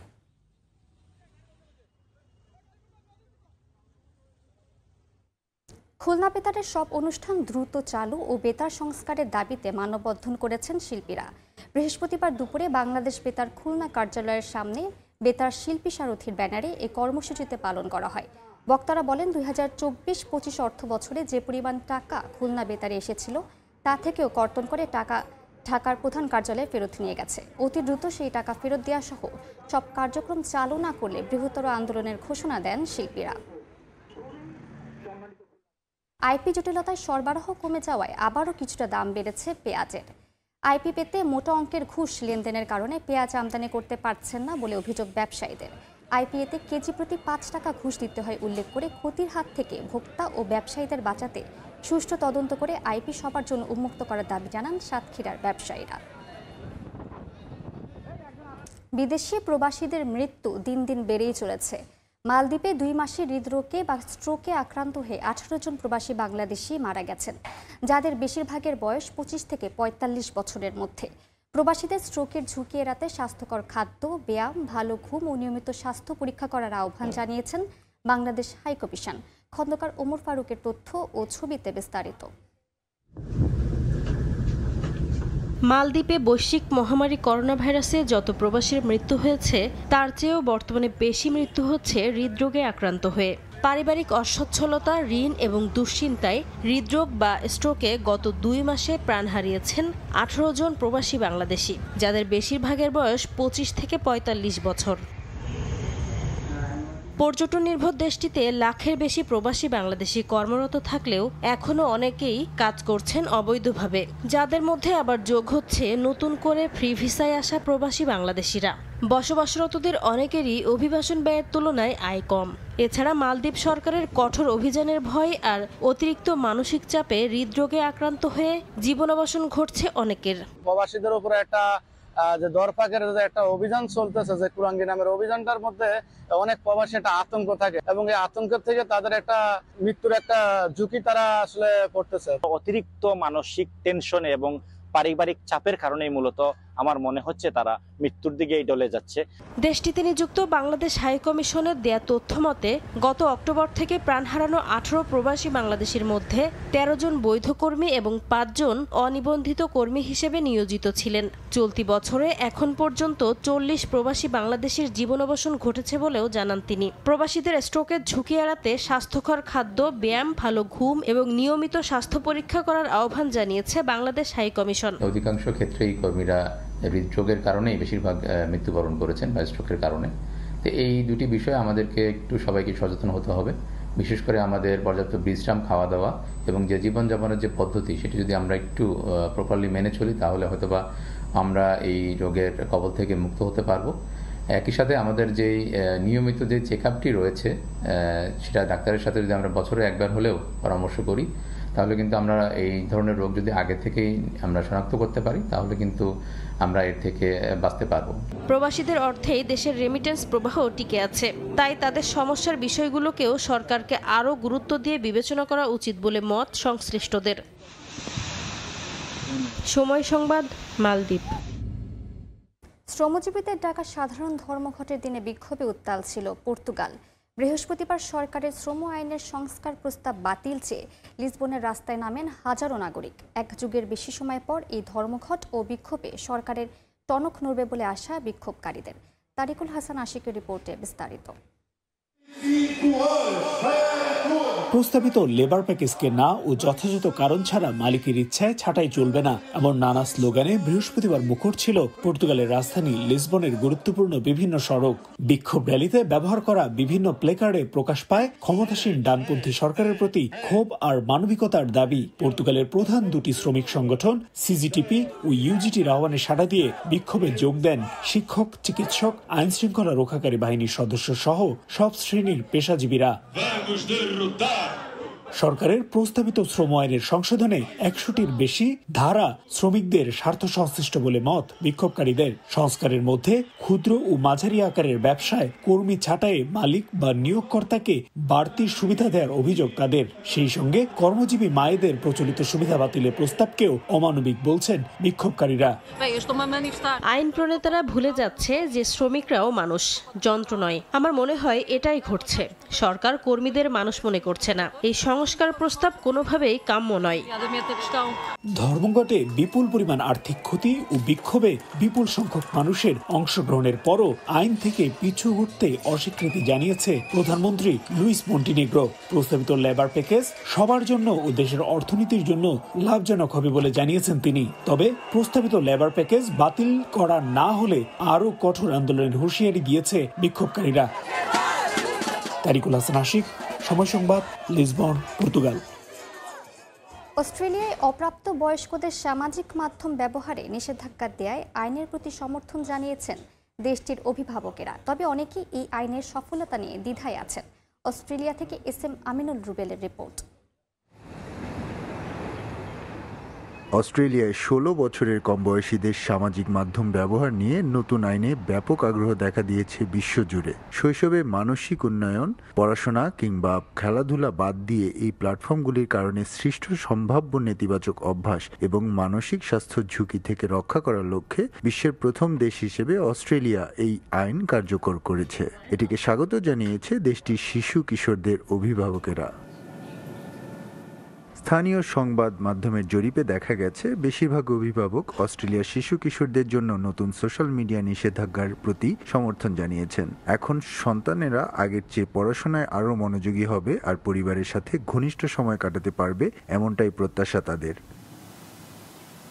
যদিও এই উদ্যোগের সফলতা নিয়ে বিশ্বের অনেক দেশের মতো অস্ট্রেলিয়ার অনেক বাসিন্দার মধ্যেও দ্বিধাও রয়েছে।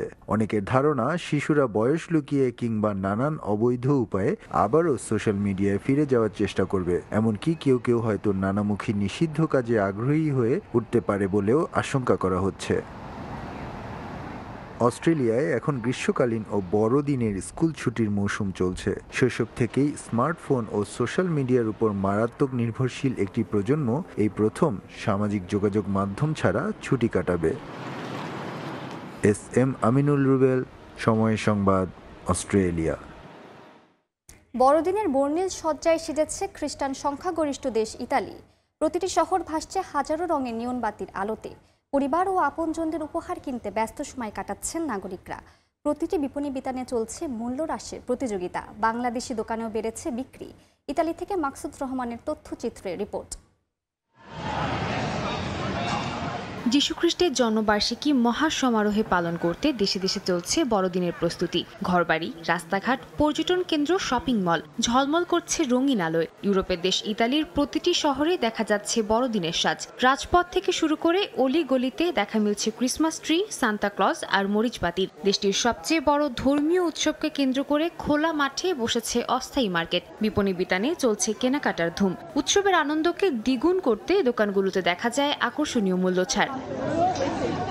ইতালির পরিসংখ্যান ব্যুরো জানায় বড়দিনে একজন নাগরিকের গড় ব্যয় প্রায় 176 ইউরো, আর প্রতি পরিবার ব্যয় করে প্রায় 1085 ইউরো পর্যন্ত। এই সময়ে পোশাক, প্রসাধনী থেকে শুরু করে বিভিন্ন বিলাস পণ্যেও থাকে বিশেষ ছাড়। বড়দিনের কেনাকাটার সঙ্গে তাল মিলিয়ে ব্যস্ত সময় কাটছে ইতালির বাংলাদেশি দোকানগুলোতেও। সারা বিশ্বে এখন চলতেছে ক্রিসমাস, এবং ক্রিসমাস হলে ইতালি তথা সারা ইউরোপ বা সারা বিশ্বেই স্কুল, কলেজ, অফিস, আদালত সবকিছু বন্ধ থাকে, সবাই উৎসবে মুখরিত হয়। বিভিন্ন পণ্যের আউটলেটে চলছে ডিসকাউন্ট।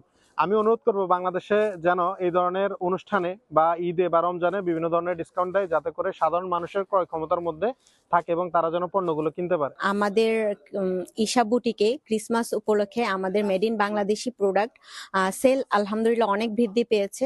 বড়দিন ও নববর্ষের এই সময়টা জুড়ে ইতালিতে থাকে লম্বা ছুটি। সুযোগ পেলে সন্ধ্যায় স্থানীয়দের পাশাপাশি প্রবাসী বাংলাদেশিরাও আলোকসজ্জা দেখতে বেরিয়ে পড়েন। দেশ বিদেশ থেকে অনেকেই চলে আসেন দেশটির মনোরম সৌন্দর্য উপভোগ করতে। তাই বড়দিন ও নববর্ষের ছুটিতে গড়ে প্রায় 5160 মিলিয়ন ইউরো আয় হয় শুধু পর্যটন খাত থেকেই। ইতালিতে বড়দিন এখন কেবল ধর্মীয় উৎসব নয়, বরং বছরের সবচেয়ে বড় পারিবারিক ও সামাজিক মিলন মেলা। ঘরে ঘরে হয় উপহার বিনিময়, আর উৎসবের রাতে দল বেঁধে গির্জায় সমবেত হন মানুষজন। প্রার্থনা আর শুভেচ্ছা বিনিময়ের এই পরিবেশ নাগরিকদের মধ্যে বাড়িয়ে তোলে সম্প্রীতি ও পারস্পরিক বন্ধন। সময় সংবাদ, ইতালি। মিয়ানমারের রাখাইনে একটি হাসপাতালে জান্তা বাহিনীর বিমান হামলায় অন্তত 31 জন নিহত হয়েছেন। এ ঘটনায় আহত হয়েছেন আরও 68 জন। হতাহতের সংখ্যা আরও বাড়তে পারে বলে আশঙ্কা করা হচ্ছে। চলতি মাসে দেশটিতে অনুষ্ঠেয় জাতীয় নির্বাচনের আগে বিদ্রোহী দমনে ব্যাপক অভিযান চালাচ্ছে জান্তা সরকার। বুধবার রাতে মিয়ানমারের রাখাইনের পশ্চিমাঞ্চলীয় মরাওক ইউ জেলার একটি হাসপাতাল লক্ষ্য করে বিমান হামলা চালায় জান্তা বাহিনী। এ ঘটনায় হতাহত হয়েছেন বহু মানুষ। ঘটনাস্থলে থাকা এক ত্রাণকর্মীর বরাতে এএফপি জানায়, রাতে হাসপাতালের বাইরে অনেক মরদেহ পড়ে থাকতে দেখা যায়। হাসপাতালের স্বাস্থ্যকর্মী ও প্রত্যক্ষদর্শীর বরাতে গণমাধ্যম বলছে, সেখানকার পরিস্থিতি বেশ ভয়াবহ। হতাহতের সংখ্যা আরও বাড়তে পারে বলে আশঙ্কা করা হচ্ছে। হামলার পর সারা রাত ধরে উদ্ধার তৎপরতা চালিয়ে কয়েকজনের মরদেহ বের করে আনা হয়। এখনও অব্যাহত রয়েছে উদ্ধার কাজ। হামলায় সন্ত্রাস ও নিষ্ঠুরতা ছাড়িয়ে গেছে। দুর্বল হয়ে পড়া সামরিক কাউন্সিলের গণতন্ত্রের প্রতি কোনো সম্মান নেই। জান্তা সরকারের পতন যত কাছে আসছে, তাদের বর্বরতার মাত্রা ততই বাড়ছে। এই মাসের 28 তারিখ নির্বাচন করার ঘোষণা দিলেও তারা নির্মমভাবে মানুষ হত্যা করছে। এই সামরিক কাউন্সিল সম্পর্কে আমার সত্যি আর কোনো কথা বলার নেই। গেল সপ্তাহেই সাগাইয়ে একটি চায়ের দোকানে জান্তা বাহিনীর হামলায় অন্তত 18 জন নিহত হন। মিয়ানমারের সামরিক পর্যবেক্ষকরা বলছেন, 2021 সালে অভ্যুত্থানের মাধ্যমে জান্তা বাহিনী ক্ষমতা দখলের পর থেকে চলমান গৃহযুদ্ধে প্রতি বছর বিমান হামলার সংখ্যা বেড়েছে। দেশটিতে চলতি মাসেই জাতীয় নির্বাচন অনুষ্ঠিত হওয়ার কথা। বিশ্লেষকদের মতে, নির্বাচনের আগে বিদ্রোহীদের নিয়ন্ত্রণে থাকা অঞ্চল পুনর্দখলে ব্যাপক অভিযান চালাচ্ছে সামরিক বাহিনী। রাইসা জান্নাত, সময় সংবাদ। ঝড় বায়রনের তাণ্ডবের মধ্যেও গাজায় থেমে নেই ইসরায়েলি বর্বরতা। ইয়েলো লাইন অতিক্রমের অভিযোগে গাজার উত্তরাঞ্চলীয় শহর জাবালিয়ায় দখলদারদের গুলিতে এক নারী নিহত হয়েছেন। আহত হন বেশ কয়েকজন। এদিকে তীব্র শীত আর ঝড়ের প্রভাবে সৃষ্ট বৃষ্টিপাতে প্লাবিত উপত্যকায় মানবিক সংকট চরমে। এরই মধ্যে মৃত্যু হয়েছে এক শিশুর। এদিকে গাজার শাসন ব্যবস্থায় হামাসের কোনো ভবিষ্যৎ নেই বলে ফের জানালো ইসরায়েল। একদিকে দখলদার ইসরায়েলি বাহিনীর লাগাতার হামলা, আর অন্যদিকে প্রাকৃতিক দুর্যোগের আঘাতে বিপন্ন গাজার বাস্তুচ্যুত মানুষের জীবন। তীব্র শীতের মধ্যে ঝড় বায়রনের আঘাতে বিপর্যস্ত গাজাবাসী। বৃষ্টির পানিতে এরই মধ্যে প্লাবিত হয়েছে উপত্যকাটির অনেক রাস্তাঘাট ও ত্রাণ শিবিরের তাঁবু। রাতভর বৃষ্টি আর ঠান্ডায় জর্জরিত হয়ে প্রাণ গেছে শিশুর। ঝড়ে কয়েকটি ভবনও ধসে পড়েছে। অস্থায়ী তাঁবুগুলো ঝড় বৃষ্টি থেকে সুরক্ষার জন্য পর্যাপ্ত না হওয়ায় বাসিন্দারা আশ্রয় নিচ্ছেন ক্ষতিগ্রস্ত ভবনগুলোতে। জাতিসংঘ সতর্ক করেছে, গাজায় বন্যা বিপর্যয়ের মুখে রয়েছে মোট জনসংখ্যার 40%। 760টির বেশি শরণার্থী শিবির সর্বোচ্চ ঝুঁকিতে রয়েছে। অতিরিক্ত বৃষ্টিপাত এবং পানি নিষ্কাশনের ব্যবস্থা না থাকায় পরিস্থিতি ক্রমশ খারাপ হতে পারে বলছেন সংশ্লিষ্টরা। ঝড়ের তাণ্ডব ও প্লাবনের মধ্যেও উপত্যকাটিতে থেমে নেই ইসরায়েলি আগ্রাসন। এরই মধ্যে ইয়েলো লাইন অতিক্রমের অভিযোগে গাজার উত্তরাঞ্চলীয় শহর জাবালিয়ায় দখলদারদের গুলিতে হতাহত হয়েছেন নারীসহ কয়েকজন। এমন অবস্থায় মার্কিন প্রেসিডেন্ট ডোনাল্ড ট্রাম্পের গাজা পরিকল্পনার দ্বিতীয় ধাপ নিয়ে নীরবে প্রস্তুতি চলছে বলে জানিয়েছে হোয়াইট হাউস। তবে সেটা কবে কার্যকর হবে তা নিয়ে নির্দিষ্ট কোনো সময়সীমা জানানো হয়নি। যুদ্ধবিরতির দ্বিতীয় ধাপ নিয়ে নিজস্ব পরিকল্পনার কথা জানিয়েছে ফিলিস্তিনের স্বাধীনতাকামী সংগঠন হামাস।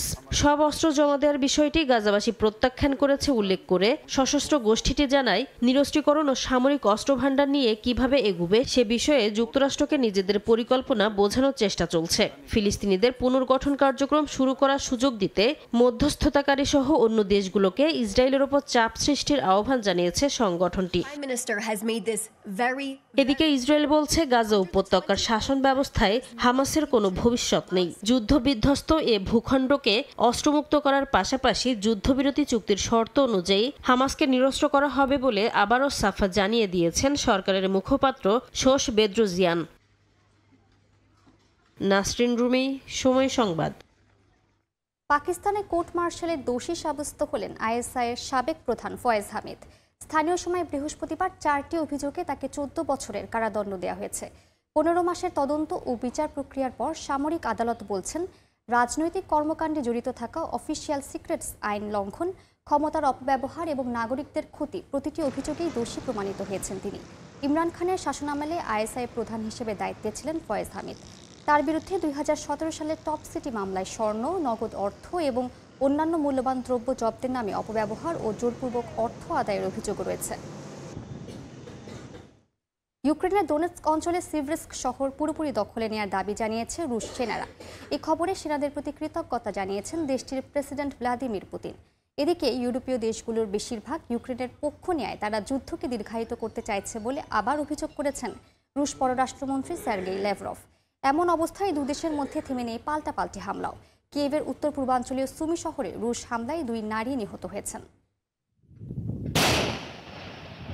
রাশিয়া ইউক্রেন যুদ্ধ শেষ করতে আলোচনার মধ্যেও থেমে নেই পাল্টাপাল্টি হামলা। দিন যত গড়াচ্ছে পরিস্থিতি আরও ভয়াবহ আকার ধারণ করছে। ইউক্রেনের উত্তর পূর্বাঞ্চলীয় সুমি শহরে রাশিয়ার বোমার আঘাতে বেশ কয়েকজন হতাহত হয়েছেন। ক্ষতিগ্রস্ত হয় আশপাশের বেশ কয়েকটি স্থাপনা। এর আগে রাতভর ব্যালিস্টিক ক্ষেপণাস্ত্র ও ড্রোন হামলা চালায় রাশিয়া, যার মধ্যে বেশ কয়েকটি ড্রোন ও ক্ষেপণাস্ত্র ভূপাতিত করার কথা জানিয়েছে ইউক্রেনীয় বাহিনী। এদিকে কাস্পিয়ান সাগরে রাশিয়ার একটি বড় অফশোর তেল প্ল্যাটফর্মে দূরপাল্লার ড্রোন হামলার দায় স্বীকার করেছে ইউক্রেনের নিরাপত্তা দফতর। গণমাধ্যম বলছে 10 থেকে 11 ডিসেম্বর রাতের ওই হামলার পর সেখানকার 20টিরও বেশি কূপের উৎপাদন বন্ধ হয়ে গেছে। যদিও এ বিষয়ে আনুষ্ঠানিকভাবে কিছু জানায়নি রুশ প্রতিরক্ষা মন্ত্রণালয়। মস্কোর দিকে অগ্রসর হওয়া কয়েকটি দীর্ঘপাল্লার ইউক্রেনীয় ড্রোন ভূপাতিত করার কথা জানিয়েছে রুশ প্রতিরক্ষা মন্ত্রণালয়। রাতে হামলার আশঙ্কায় মস্কোর দিকে যাওয়া 40টিরও বেশি ফ্লাইট অন্য পথে পরিচালিত করে দেশটি, যদিও বৃহস্পতিবার সকাল থেকে তা আবার স্বাভাবিক হয়। ইউক্রেনের পূর্বাঞ্চলীয় দোনেৎস্কের সিভেরস্ক শহর পুরোপুরি দখলে নেওয়ার কথা জানিয়েছে রুশ সেনারা। যুদ্ধে আরেক ধাপ এগিয়ে যাওয়ার খবরে সেনাদের প্রতি কৃতজ্ঞতা প্রকাশ করেছেন দেশটির প্রেসিডেন্ট ভ্লাদিমির পুতিন। এদিকে ইউক্রেনের প্রেসিডেন্ট ভলোদিমির জেলেনস্কি বলেছেন, কিয়েভ যুক্তরাষ্ট্রের সঙ্গে সম্ভাব্য নিরাপত্তার নিশ্চয়তা নিয়ে আলোচনা করেছে ইউক্রেন। তবে ভিডিও কনফারেন্সের মাধ্যমে কোয়ালিশন অব দ্য উইলিং গ্রুপের বৈঠকে নিরাপত্তা নিশ্চয়তা ইউরোপ এবং সমস্ত কোয়ালিশন সদস্য দেশের সমন্বয় ছাড়া সম্ভব নয় বলেও মন্তব্য করেন তিনি। ইউরোপীয় দেশগুলোর বিরুদ্ধে ইউক্রেন যুদ্ধকে দীর্ঘায়িত করার অভিযোগ তুলেছেন রুশ পররাষ্ট্রমন্ত্রী সের্গেই ল্যাভরভ। বৃহস্পতিবার রুশ ইউক্রেন যুদ্ধ ইস্যুতে শান্তির সম্ভাবনা নিয়ে বিদেশি রাষ্ট্রদূত ও আন্তর্জাতিক সংস্থার প্রতিনিধিদের সঙ্গে আয়োজিত এক গোলটেবিল বৈঠকে এ মন্তব্য করেন তিনি। নাসরিন রুমি, সময় সংবাদ। ভেনেজুয়েলার সঙ্গে ব্যবসায় জড়িত আরও 6টি জাহাজের উপর নিষেধাজ্ঞা দিয়েছে যুক্তরাষ্ট্র। প্রেসিডেন্ট নিকোলাস মাদুরোর 3 ভাইপোকেও নিষেধাজ্ঞার আওতায় আনা হয়েছে বলে জানিয়েছে মার্কিন ট্রেজারি। এদিকে হোয়াইট হাউসের প্রেস সেক্রেটারি ক্যারোলিন লেভিট বলেছে, জব্দকৃত তেলবাহী ট্যাঙ্কারটি মার্কিন বন্দরে নেওয়া হবে। এমন অবস্থায় যুক্তরাষ্ট্রের বিরুদ্ধে আন্তর্জাতিক জলদস্যুতার অভিযোগ তুলেছে ভেনেজুয়েলা। ক্যারিবীয় উপকূলে মার্কিন রণতরী মোতায়েনের পর থেকে যুক্তরাষ্ট্র ভেনেজুয়েলার মধ্যে উত্তেজনা বেড়েই চলেছে। সম্প্রতি ট্রাম্পের নেওয়া একের পর এক পদক্ষেপ আর নতুন করে ভেনেজুয়েলা উপকূলের কাছে প্রথমবারের মতো বিশাল তেলবাহী ট্যাঙ্কার জব্দের ঘটনায় পরিস্থিতি আরও জটিল আকার ধারণ করেছে। বুধবার ভেনেজুয়েলা তেলবাহী ট্যাঙ্কার জব্দের একদিন পর হোয়াইট হাউসের প্রেস সেক্রেটারি ক্যারোলিন লেভিট জানান, জব্দকৃত ওই তেলবাহী ট্যাঙ্কারটি মার্কিন বন্দরে নিয়ে যাওয়া হবে। জাহাজটিতে করে নিষেধাজ্ঞার আওতাভুক্ত তেল অবৈধভাবে বহন করা হচ্ছিল বলেও মন্তব্য করেন তিনি। এ সময় আইনি প্রক্রিয়ার মাধ্যমে যুক্তরাষ্ট্র জাহাজটির তেল জব্দ করতে চায় বলেও জানান লেভিট। ভেনেজুয়েলার সঙ্গে ব্যবসায় জড়িত আরও 6টি জাহাজের ওপর নিষেধাজ্ঞা দিয়েছে যুক্তরাষ্ট্র। এর আগে মার্কিন নিষেধাজ্ঞার আওতায় 30টির বেশি তেলবাহী জাহাজ নতুন করে শাস্তির মুখে পড়তে পারে বলে জানিয়েছিল বার্তা সংস্থা রয়টার্স। নিষেধাজ্ঞার আওতায় রয়েছেন প্রেসিডেন্ট নিকোলাস মাদুরো 3 ভাইপোও। বিভিন্ন গণমাধ্যম বলছে, মাদুরো সরকারের উপর চাপ বাড়াতে এমন পদক্ষেপ নেওয়া হয়েছে। তেলবাহী ট্যাঙ্কারটি জব্দের ঘটনায় ওয়াশিংটন ডিসিকে কঠোর ভাষায় আক্রমণ করেছে কারাকাস। যুক্তরাষ্ট্রের বিরুদ্ধে চুরি ও আন্তর্জাতিক জলদস্যুতার অভিযোগ তুলেছে ভেনেজুয়েলা। ওয়াশিংটনের সব পদক্ষেপই দেশটির জ্বালানি সম্পদ দখলের পরিকল্পনার অংশ বলেও মন্তব্য করেছে দেশটি। এদিকে ভেনেজুয়েলা উপকূলে যুক্তরাষ্ট্রের সাম্প্রতিক অভিযানে সমুদ্র আইনের দিক থেকেও গুরুতর প্রশ্ন উঠছে। তেলবাহী ট্যাঙ্কার জব্দ করার এই ঘটনাকে এক ধরনের অবরোধ হিসেবে আখ্যা দিয়েছেন লন্ডনের থিঙ্ক ট্যাঙ্ক চ্যাথাম হাউজের এক সিনিয়র গবেষক। নাসরিন রুমি, সময় সংবাদ। শুধু নিষেধাজ্ঞায় পার পাচ্ছেন না বিপিএল ফিক্সিংয়ে অভিযুক্তরা, বরং অভিযোগ প্রমাণিত হলে আদালতের আশ্রয় নেয়ার কথা জানিয়েছেন অ্যালেক্স মার্শাল। ফিক্সিংকে ফৌজদারি আইনের আওতায় আনার ওপর গুরুত্বারোপ করেন বিসিবির দুর্নীতি দমন ইউনিটের প্রধান। নতুন আসরে দুর্নীতি ঠেকাতে ফ্র্যাঞ্চাইজি মালিক ও অধিনায়কদের সঙ্গে আলোচনায় বসে দেওয়া হবে সুনির্দিষ্ট নির্দেশনা। বিপিএলকে স্বচ্ছ করার প্রক্রিয়ায় বাদ পড়েছে 9 ক্রিকেটার। অভিযোগ প্রমাণিত না হলেও তদন্ত কার্যক্রম চলছে বেশ জোরে সোরে। সন্দেহের তালিকায় আছেন মোট 60 জন। নতুন আসর দুর্নীতি মুক্ত রাখতে ডাগআউট কিংবা ড্রেসিং রুমে পুরোপুরি নিষিদ্ধ হবে ডিজিটাল ডিভাইস। গত মৌসুমে ফ্র্যাঞ্চাইজি মালিক কিংবা তাদের পরিবার মাঠে বহিরাগতদের ছিল অবাধ যাতায়াত। এবার সে বিষয়ে থাকবে জিরো টলারেন্স।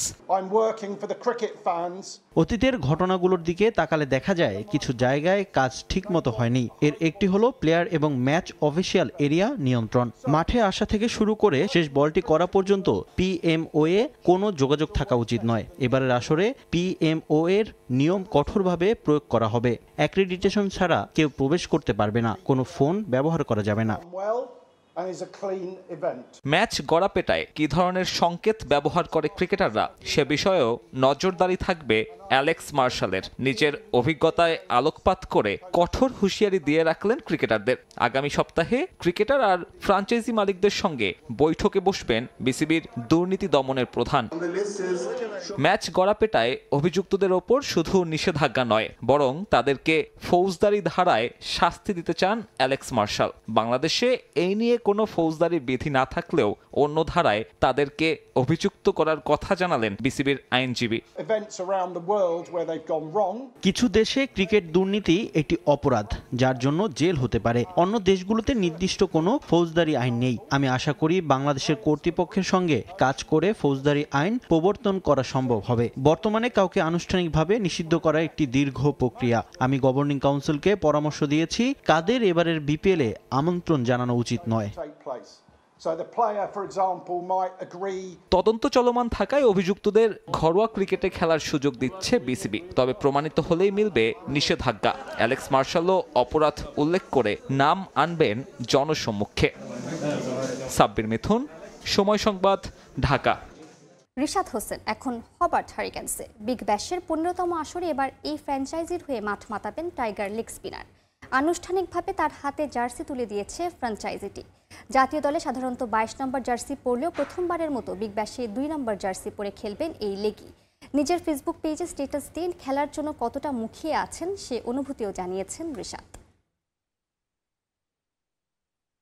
রিশাদ হোসেন বাংলাদেশের ক্রিকেটে সত্যিকার অর্থে যদি কাউকে ফিনিক্সের সঙ্গে তুলনা করা যায় তিনি এই লেগ স্পিনার। ক্যারিয়ারের শুরুতে বাদ পড়ে যান অনূর্ধ্ব 19 দল থেকে। সতীর্থরা বিশ্বকাপ জিতে এলেও তার অংশ হতে পারেননি এই লেগই। এরপর ঘরোয়া ক্রিকেটের নানা পর্যায়ে ঘুরেছেন দাঁড়ে দাঁড়ে। দলে সুযোগ মিললেও স্কোয়াডে লেগ স্পিনার নেওয়ার সাহস দেখাতে পারেনি কেউ। কিন্তু হতাশ রিশাদ হারিয়ে যাননি। চন্ডিকা হাতুরু সিংহে প্রথম চিনতে পারেন এই ম্যাজিক ম্যানকে। স্কোয়াডে না রাখলেও দিনের পর দিন সঙ্গে রাখেন দলের। বিদেশি কোচদের অধীনে চলতে থাকে তার নিজেকে খুঁজে পাওয়ার লড়াই। এরপর পাকিস্তানের কিংবদন্তি লেগ স্পিনার মুশতাক আহমেদের হাতে পড়ে ভোজবাজির মতো বদলে যান রিশাদ হোসেন। শুরু হয় তার নতুন পথ চলা। এরপর যেখানেই নেমেছেন নিজেকে নিয়ে গেছেন অনন্য উচ্চতায়। একসময় যে বিপিএলে তাকে দলে রাখা হতো না, এবার সে বিপিএল ফ্র্যাঞ্চাইজিগুলো কারাকারি করেও নিতে পারেনি রিশাদকে। কারণ বিপিএল নয়, রিশাদ খেলবেন অস্ট্রেলিয়ান ফ্র্যাঞ্চাইজি টুর্নামেন্ট বিগ ব্যাশে। সাকিব আল হাসানের পর দ্বিতীয় বাংলাদেশি ক্রিকেটার হিসেবে বিগ ব্যাশে যোগ দিয়েছেন রিশাদ। তার ফ্র্যাঞ্চাইজি রিকি পন্টিং এর হোবার্ট হ্যারিকেন্স, যারা আবার বিগ ব্যাশের ডিফেন্ডিং চ্যাম্পিয়ন। গত বছরও রিশাদকে দলে নিয়েছিল তারা, কিন্তু বিসিবি থেকে অনাপত্তিপত্র না পাওয়ায় খেলা হয়নি। এবার আর নেই কোনো ঝামেলা, পুরো আসরের জন্যই মিলেছে এনওসি।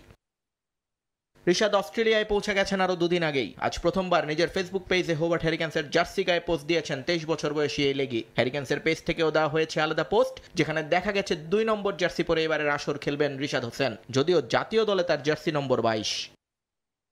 বিগ ব্যাশের পঞ্চদশ আসর শুরু হচ্ছে রোববার। হ্যারিকেন্সের প্রথম ম্যাচ ঘরের মাঠে বেলারিভ ওভালে মঙ্গলবার। সব ঠিক থাকলে সিডনি থান্ডারের বিপক্ষে সেই ম্যাচেই অভিষেক হতে পারে রিশাদ হোসেনের। এই দলে রিশাদ ছাড়াও আছেন আরও 2 বিদেশি ক্রিকেটার, একজন English leg spinning allrounder Rehan Ahmed এবং আরেকজন পেসার ক্রিস জর্ডান। আর অস্ট্রেলীয়দের মাঝে সতীর্থ হিসেবে রিশাদ পাবেন Tim David, Matthew Wade, Ben McDermott, Nathan Ellis সহ আরও অনেককেই। হোবার্ট হ্যারিকেন্সের সবচেয়ে বড় তারকা অবশ্য তাদের মেন্টর। কোচ হিসেবে জেফ ভন থাকলেও এ দলের হেড অফ স্ট্র্যাটেজি হিসেবে আছেন রিকি পন্টিং। কথিত আছে রিশাদকে দলে নিতে পন্টিং এর ভূমিকাই ছিল সবচেয়ে বেশি। এর আগে আর একবারই দেশের বাইরে ফ্র্যাঞ্চাইজি লিগ খেলার অভিজ্ঞতা আছে রিশাদ হোসেনের। পাকিস্তানের পিএসএল এর লাহোর কালান্দার্সের হয়ে 7 ম্যাচে 13 উইকেট আছে তার ঝুলিতে। 25 ম্যাচে 33 উইকেট নিয়ে এই বছরের বাংলাদেশের সেরা টি20 বোলার রিশাদ হোসেন। গত বছরও এই রেকর্ড ছিল তার দখলে। এমনকি টি20 বিশ্বকাপেও বাংলাদেশের সেরা উইকেট শিকারী ছিলেন রিশাদ। নিয়ন মুহাইমিন, সময় সংবাদ। অধিনায়ক হিসেবে জাকের আলী অনেককে পছন্দ নয়, বেফাঁস এক মন্তব্য করে সমালোচিত হলেন নোয়াখালী এক্সপ্রেসের ব্যবস্থাপনা পরিচালক। ক্যাপ্টেন হিসেবে বিদেশি কাউকে চান তিনি। আগ্রহ থাকলেও চড়া মূল্যের কারণেই ফেনীর ক্রিকেটার সাইফুদ্দিনকে নিতে পারেননি বলেও জানিয়েছে ফ্র্যাঞ্চাইজিটি। এদিকে নতুন করে 2 জন বিদেশি পেসারকে দলে ফিরিয়েছে এক্সপ্রেস, আর তাদের শুভেচ্ছা দূত হিসেবে যোগ দিয়েছেন অভিনেতা জিয়াউল হক পলাশ। নোয়াখালীর ফ্যান বেজ বিশাল, সোশ্যাল মিডিয়ায় ট্রেন্ডিংয়েও থাকে। বিপিএলে নোয়াখালীকে প্রতিনিধিত্ব করবে এমন দলের দাবি অনেক আগের, আর সে আশা পূরণ হচ্ছে এবার। তবে মাঠে নামার আগে বিতর্কেরই জন্ম দিল নোয়াখালী এক্সপ্রেস। প্রথম আনুষ্ঠানিক সংবাদ সম্মেলনে তারকা ক্রিকেটারকে নিয়ে বেফাঁস মন্তব্য করে বসেন ফ্র্যাঞ্চাইজি মালিক। এমনকি হেড কোচের নাম বলতেও হিমশিম খেতে হয় তাকে। জাকির আলী অনেককে আমরা অধিনায়ক হিসেবে আমার পছন্দ না, যেটা বাস্তবতা। আমি জাকির আলী অনেকের থেকে আমি চাইবো নবীকে নিয়ে, কুশল ম্যান্ডিজকে। আমাদের টিম ম্যানেজমেন্ট আছে, আমরা চেষ্টা করবো তাদেরকে নেওয়ার। এখন আমাদের যেহেতু কোচ আছেন সুমন ভাই যেহেতু কোচ আছেন, হ্যাঁ সুজন ভাই, খালেদ মাহমুদ সুজন, যেহেতু উনি কোচ হিসাবে আছেন, আমাদেরও একটা প্ল্যান আছে যে কোচ হিসাবে উনাকেও আমাদেরকে সাজেশন দেওয়ার আছে। নিলাম আর সরাসরি চুক্তিতে বেশ ভালো দল গড়েছে ফ্র্যাঞ্চাইজিটি। জাকের আলী ছাড়াও সৌম্য সরকার, হাসান মাহমুদ, হাবিবুর রহমান সোহানরা আছেন। শ্রীলঙ্কার কুশল মেন্ডিস, ওয়েস্ট ইন্ডিজের জনসন চার্লস আর আফগানিস্তানের মোহাম্মদ নবীর মতো অভিজ্ঞরাও রয়েছেন। এবার স্কোয়াডে যোগ করছে আরও 2 বিদেশি পেসারকে, আফগান বিলাল সামি আর আরব আমিরাতের ইব্রার আহমেদ। নতুন কিছু চমক আপনাদেরকে দিতে পারবো ইনশাল্লাহ। আশা করি যে আমাদের টিম আরো ভালো হবে এবং আমরা চ্যাম্পিয়ন ফাইট দেবো। রাজশাহীটাই নিব এরকম ইচ্ছাতে আমরা কিন্তু অ্যাপ্লিকেশন করছিলাম। পরে যখন আমরা রাজশাহী না পাই, বিসিবি আমাদেরকে 3টা অপশন দিতে বলে যে তোমরা কি নিতে চাও, আপনারা কি নিতে চান। তো আমরা কিন্তু প্রথম 2টা অপশনই কিন্তু নোয়াখালী দিয়েছিলাম, কারণ আমরা জানি যে নোয়াখালী আলাদা একটা ফ্যান বেজ আছে। লক্ষ্মীপুর থেকে হাসানকে নেয় অনেকেই ধারণা করেছিলেন নোয়াখালীর আরেক পার্শ্ববর্তী জেলা ফেনীর সন্তান সাইফুদ্দিনকেও দলে ভেড়াবে এক্সপ্রেস, যদিও এই অলরাউন্ডারের জায়গা হয়নি নতুন দলে। মোহাম্মদ সাইফুদ্দিনকে আমাদের ইচ্ছা ছিল তাকে টিমে নেওয়ার, কিন্তু আমরা হয়তো যে কোনো কারণে নিতে পারি নাই। প্রাইজ বেশি এই ইয়াতে নিতে পারি নাই। এদিন ফ্র্যাঞ্চাইজিটির শুভেচ্ছা দূত হিসেবে যুক্ত হয়েছেন জনপ্রিয় অভিনেতা জিয়াউল হক পলাশ। নিজ জেলার দলকে শুভকামনা জানিয়েছেন তিনি। আমি মনে করি এটা অনেক আগেই হওয়া উচিত ছিল, যেহেতু এত বছর পরে হয়েছে, তাও তো হয়েছে, তো এই আনন্দটা অন্যরকম। আশা করি নোয়াখালী এক্সপ্রেসের মাধ্যমে বিপিএল এবার অনেক বিপিএল এ নোয়াখালী এক্সপ্রেস ভালো একটা পারফরমেন্স তারা দিবেন। ২৬ ডিসেম্বর শুরু হবে বিপিএল। উদ্বোধনী দিনই মাঠে নামবে নোয়াখালী এক্সপ্রেস। মাকসুম আলম খান, সময় সংবাদ, ঢাকা। জুনিয়র হকি বিশ্বকাপে চ্যালেঞ্জার ট্রফি জিতে দেশে ফিরেছে বাংলাদেশ দল। দলের এমন সাফল্যে সন্তুষ্ট টিম, অফিসিয়াল ও ফেডারেশন। এই সফলতা কাজে লাগিয়ে দেশের হকিতে বিপ্লব আনতে চায় ফেডারেশন। এদিকে বৈশ্বিক আসরগুলোতে ভালো ফলাফলের জন্য নিয়মিত লীগ ও আন্তর্জাতিক ম্যাচ চান হকি খেলোয়াড়রা। 15 ডিসেম্বর আনুষ্ঠানিক অভ্যর্থনায় আসতে পারে অর্থ পুরস্কার ঘোষণা। হাস্যোজ্জ্বল চেহারা, সঙ্গে সোনালী ট্রফি। প্রথমবারের মতো ভারতে অনূর্ধ্ব 21 হকি বিশ্বকাপে অংশগ্রহণেই বাজিমাত বাংলাদেশের। টুর্নামেন্টে 17তম স্থানের চ্যালেঞ্জার ট্রফি নিয়ে দেশে ফিরেছে লাল সবুজ প্রতিনিধিরা। এতে বাংলাদেশের হকির সাফল্যে যুক্ত হলো নতুন এক পালক। উন্নতি হয়েছে র্যাঙ্কিংয়েও।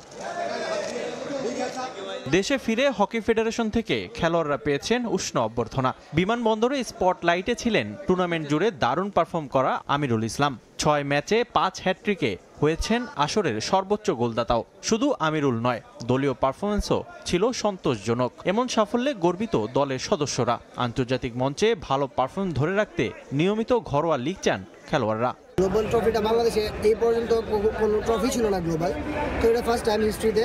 তো আমি মনে করি এটা আপনার সামনে হকির জন্য, হকির উন্নতির জন্য বা হকির আপডেটের জন্য অনেক কাজে লাগবে। এতদিন ধরে ভাবতাম আমাদের মধ্যে ইউরোপের মধ্যে অনেকটা ফারাক, কিন্তু আসলে কি আমরা যদি চেষ্টা করি বাঙালিরা, আমরা অনেক কিছুই করতে পারি এবং এটা আমরা প্রুভ করছি। সো আমাদের একটা জিনিস কি, আমরা যত ম্যাচ খেলবো তত আমাদের ম্যাচ টেম্পারমেন্ট বাড়বে, আমাদের নিজেদের মধ্যে বোঝাপড়াটা হবে। আসরে দলীয় পারফরমেন্সেও সন্তুষ্ট অফিসিয়ালরা। সবাই ভালো লড়াই করেছে, ওদের পারফরমেন্স আমাকে অবাক করেছে। কম সময়ের প্রস্তুতিতে তারা নিজেদের প্রমাণ করেছেন। আমাদের প্রচেষ্টা শুরু থেকে যে টিম যেন ভালো খেলে, এই একটা চ্যালেঞ্জ ছিল আমাদের জন্য। আল্লাহর রহমতে ছেলেগুলি কোচদের নেতৃত্বে এই চ্যালেঞ্জটা পূরণ করছে। জুনিয়রদের এই অর্জন ধরে রেখেই পরিকল্পিতভাবে হকির ব্র্যান্ডিংয়ে কাজ করতে চায় ফেডারেশন। আমাদের ইচ্ছা, আশা করি অনেক কর্পোরেশন আছে, ব্যাংক আছেন, যেনারা হয়তো বা এরকম একটা রেজাল্টের অপেক্ষা ছিলেন। তো আমরা কিছু কিছু জায়গায় আলাপ অলরেডি শুরু করছি, কেন এটা তো মুখে মুখে বললে হবে না, এটা একটা প্রজেক্টে যেতে হবে। তো আশা করি হয়তো জানুয়ারি মাসের মধ্যে আমাদের হয়তো একটা পাবো। কিন্তু এখানে একটা শুধু কথা বলি, এই আমাদের যে স্পন্সর আসবেন ওনাদের কাছে আমাদের রিকোয়েস্ট এইভাবে থাকবে, ওনারা আমাদের হকি ডেভেলপমেন্টের জন্য আগে আসে। 15 ডিসেম্বর দলকে আনুষ্ঠানিকভাবে সংবর্ধনা দেবে হকি ফেডারেশন। সেখানে এমন সাফল্যের জন্য আসতে পারে বড় অঙ্কের অর্থ পুরস্কার ঘোষণা। রিফাতুল ইসলাম মিরন, সময় সংবাদ, ঢাকা। জুনিয়র হকি বিশ্বকাপে 5 হ্যাট্রিকে 18 গোল করে টুর্নামেন্টের সর্বোচ্চ গোল স্কোরার হয়েছেন বাংলাদেশের আমিরুল ইসলাম। এই অবদানের কৃতিত্ব দলের সদস্য ও কোচদেরকে দিয়েছেন অনূর্ধ্ব 21 হকি দলের এই সদস্য। সাফল্যের ধারাবাহিকতা ধরে রাখতে নিয়মিত ঘরোয়া লীগ ও আন্তর্জাতিক ম্যাচ চান আমিরুল, যা খেলোয়াড়দের বিশ্বমঞ্চে প্রতিনিধিত্ব করতে আত্মবিশ্বাস বাড়াবে বলে মনে করেন তিনি। এছাড়া হকি উন্নয়নে পৃষ্ঠপোষক প্রতিষ্ঠানকে এগিয়ে আসার আহ্বান আমিরুলের। তামিলনাড়ু জয় করে দেশে ফিরেছে অনূর্ধ্ব 21 জাতীয় হকি দল। এই টুর্নামেন্টটা বাংলাদেশের জন্য বিশেষ, কারণ তারা একটি শিরোপা নিয়ে দেশে ফিরেছে এবং 5 হ্যাট্রিকে সর্বোচ্চ গোলদাতা হয়েছেন আমিরুল ইসলাম বাংলাদেশের। আমাদের সঙ্গে আছেন আমিরুল ইসলাম। শুনতে যাব তার সেই গল্পটা, তার সেই অভিজ্ঞতা। কেমন অভিজ্ঞতা হলো আসলে ভারত সফরটা? অবশ্যই বলো আলহামদুলিল্লাহ, যে আমাদের ছেলেরা অনেক ভালো খেলছে, সবাই চেষ্টা করছে যেন দেশের জন্য সর্বোচ্চ দিয়ে আর কি যেন আমরা একটা ট্রফি অন্ততপক্ষে নিয়ে যেতে পারি। আমাদের টার্গেট ছিল সুপার 16 খেলার, তো যেহেতু আমাদের স্ট্রং একটা গ্রুপ পড়ছিল, তো আমরা চেষ্টা করছি যে গ্রুপে ভালো একটা রেজাল্ট করার জন্য। কোচ আমাদের মোটিভেট করছে যে আমাদের মধ্যে অ্যাবিলিটি আছে, আমরা আমাদের নিজেদের উপর বিশ্বাস আছে যে আমরা করতে পারবো এবং আমরা চেষ্টা করছি। হয়তোবা এক্সপিরিয়েন্সের কারণে আমরা বলবো যে ম্যাচগুলো লস করছি। তো আমি বলবো যে যেহেতু আমরা আমাদের ফার্স্ট টার্গেট মিস হয়ে গেছে, তো আমাদের সেকেন্ড টার্গেট ছিল যে আমরা 17 প্লেসটা নিয়ে বাংলাদেশে যাব।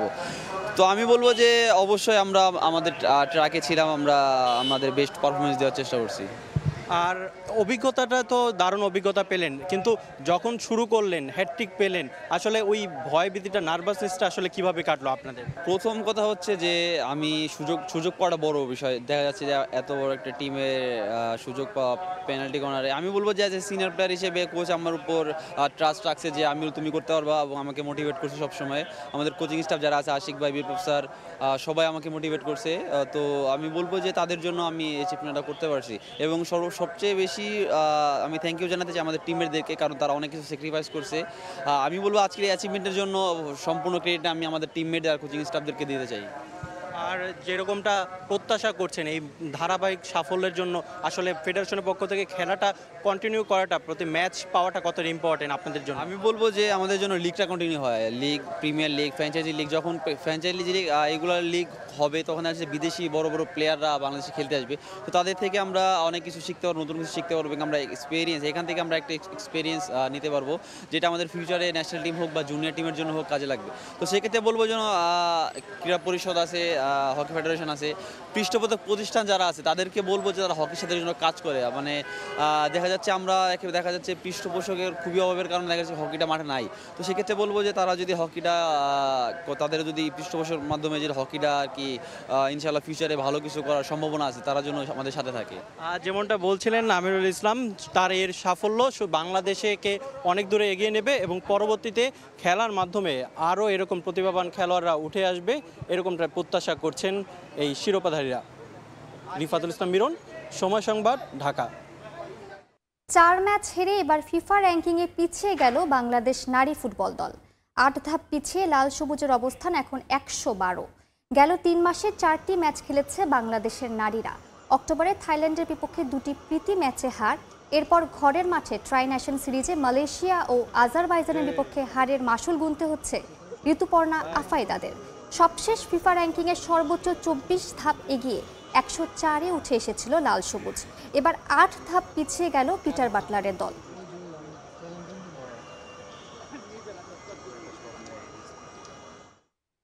বাংলাদেশ ফুটবল লিগের হাই ভোল্টেজ ম্যাচে মাঠে নামছে বসুন্ধরা কিংস ও মোহামেডান। স্বাভাবিকভাবেই দুই জায়ান্টের লড়াইয়ের আগে আলোচনায় মাঠের বাইরের বিতর্ক। কিংসের পক্ষ থেকে অনুশীলন ভ্যালু না দেওয়ার অভিযোগ সাদা কালো কোচ আলফাজ আহমেদের। এদিকে বসুন্ধরা কিংসের এমন অপেশাদার আচরণের বিষয়ে জানতে চাওয়া হলেও কোনো উত্তর দেয়নি কর্তৃপক্ষ। কিংস এরিনায় ম্যাচ শুরু বিকেল 5:30টায়। নামে পেশাদার ক্লাব হলেও কাজকর্মে তেমন একটা পেশাদারিত্বের ছাপ নেই বাংলাদেশ ফুটবল লিগের ক্লাবগুলোর মাঝে। নিজেদের মধ্যে মাঠের বিরোধ থাকতেই পারে, তবে মাঠের বাইরে দুই ক্লাবের সম্পর্ক হওয়া উচিত বন্ধুত্বপূর্ণ, অন্তত খেলাধুলার স্পিরিটের কারণে হলেও। তবে বাংলাদেশের ক্লাবগুলোর মাঝে তা বিরল। ফুটবল লিগে বসুন্ধরা কিংস ও মোহামেডান ম্যাচের আগে যা আরও একবার আলোচনা এসেছে।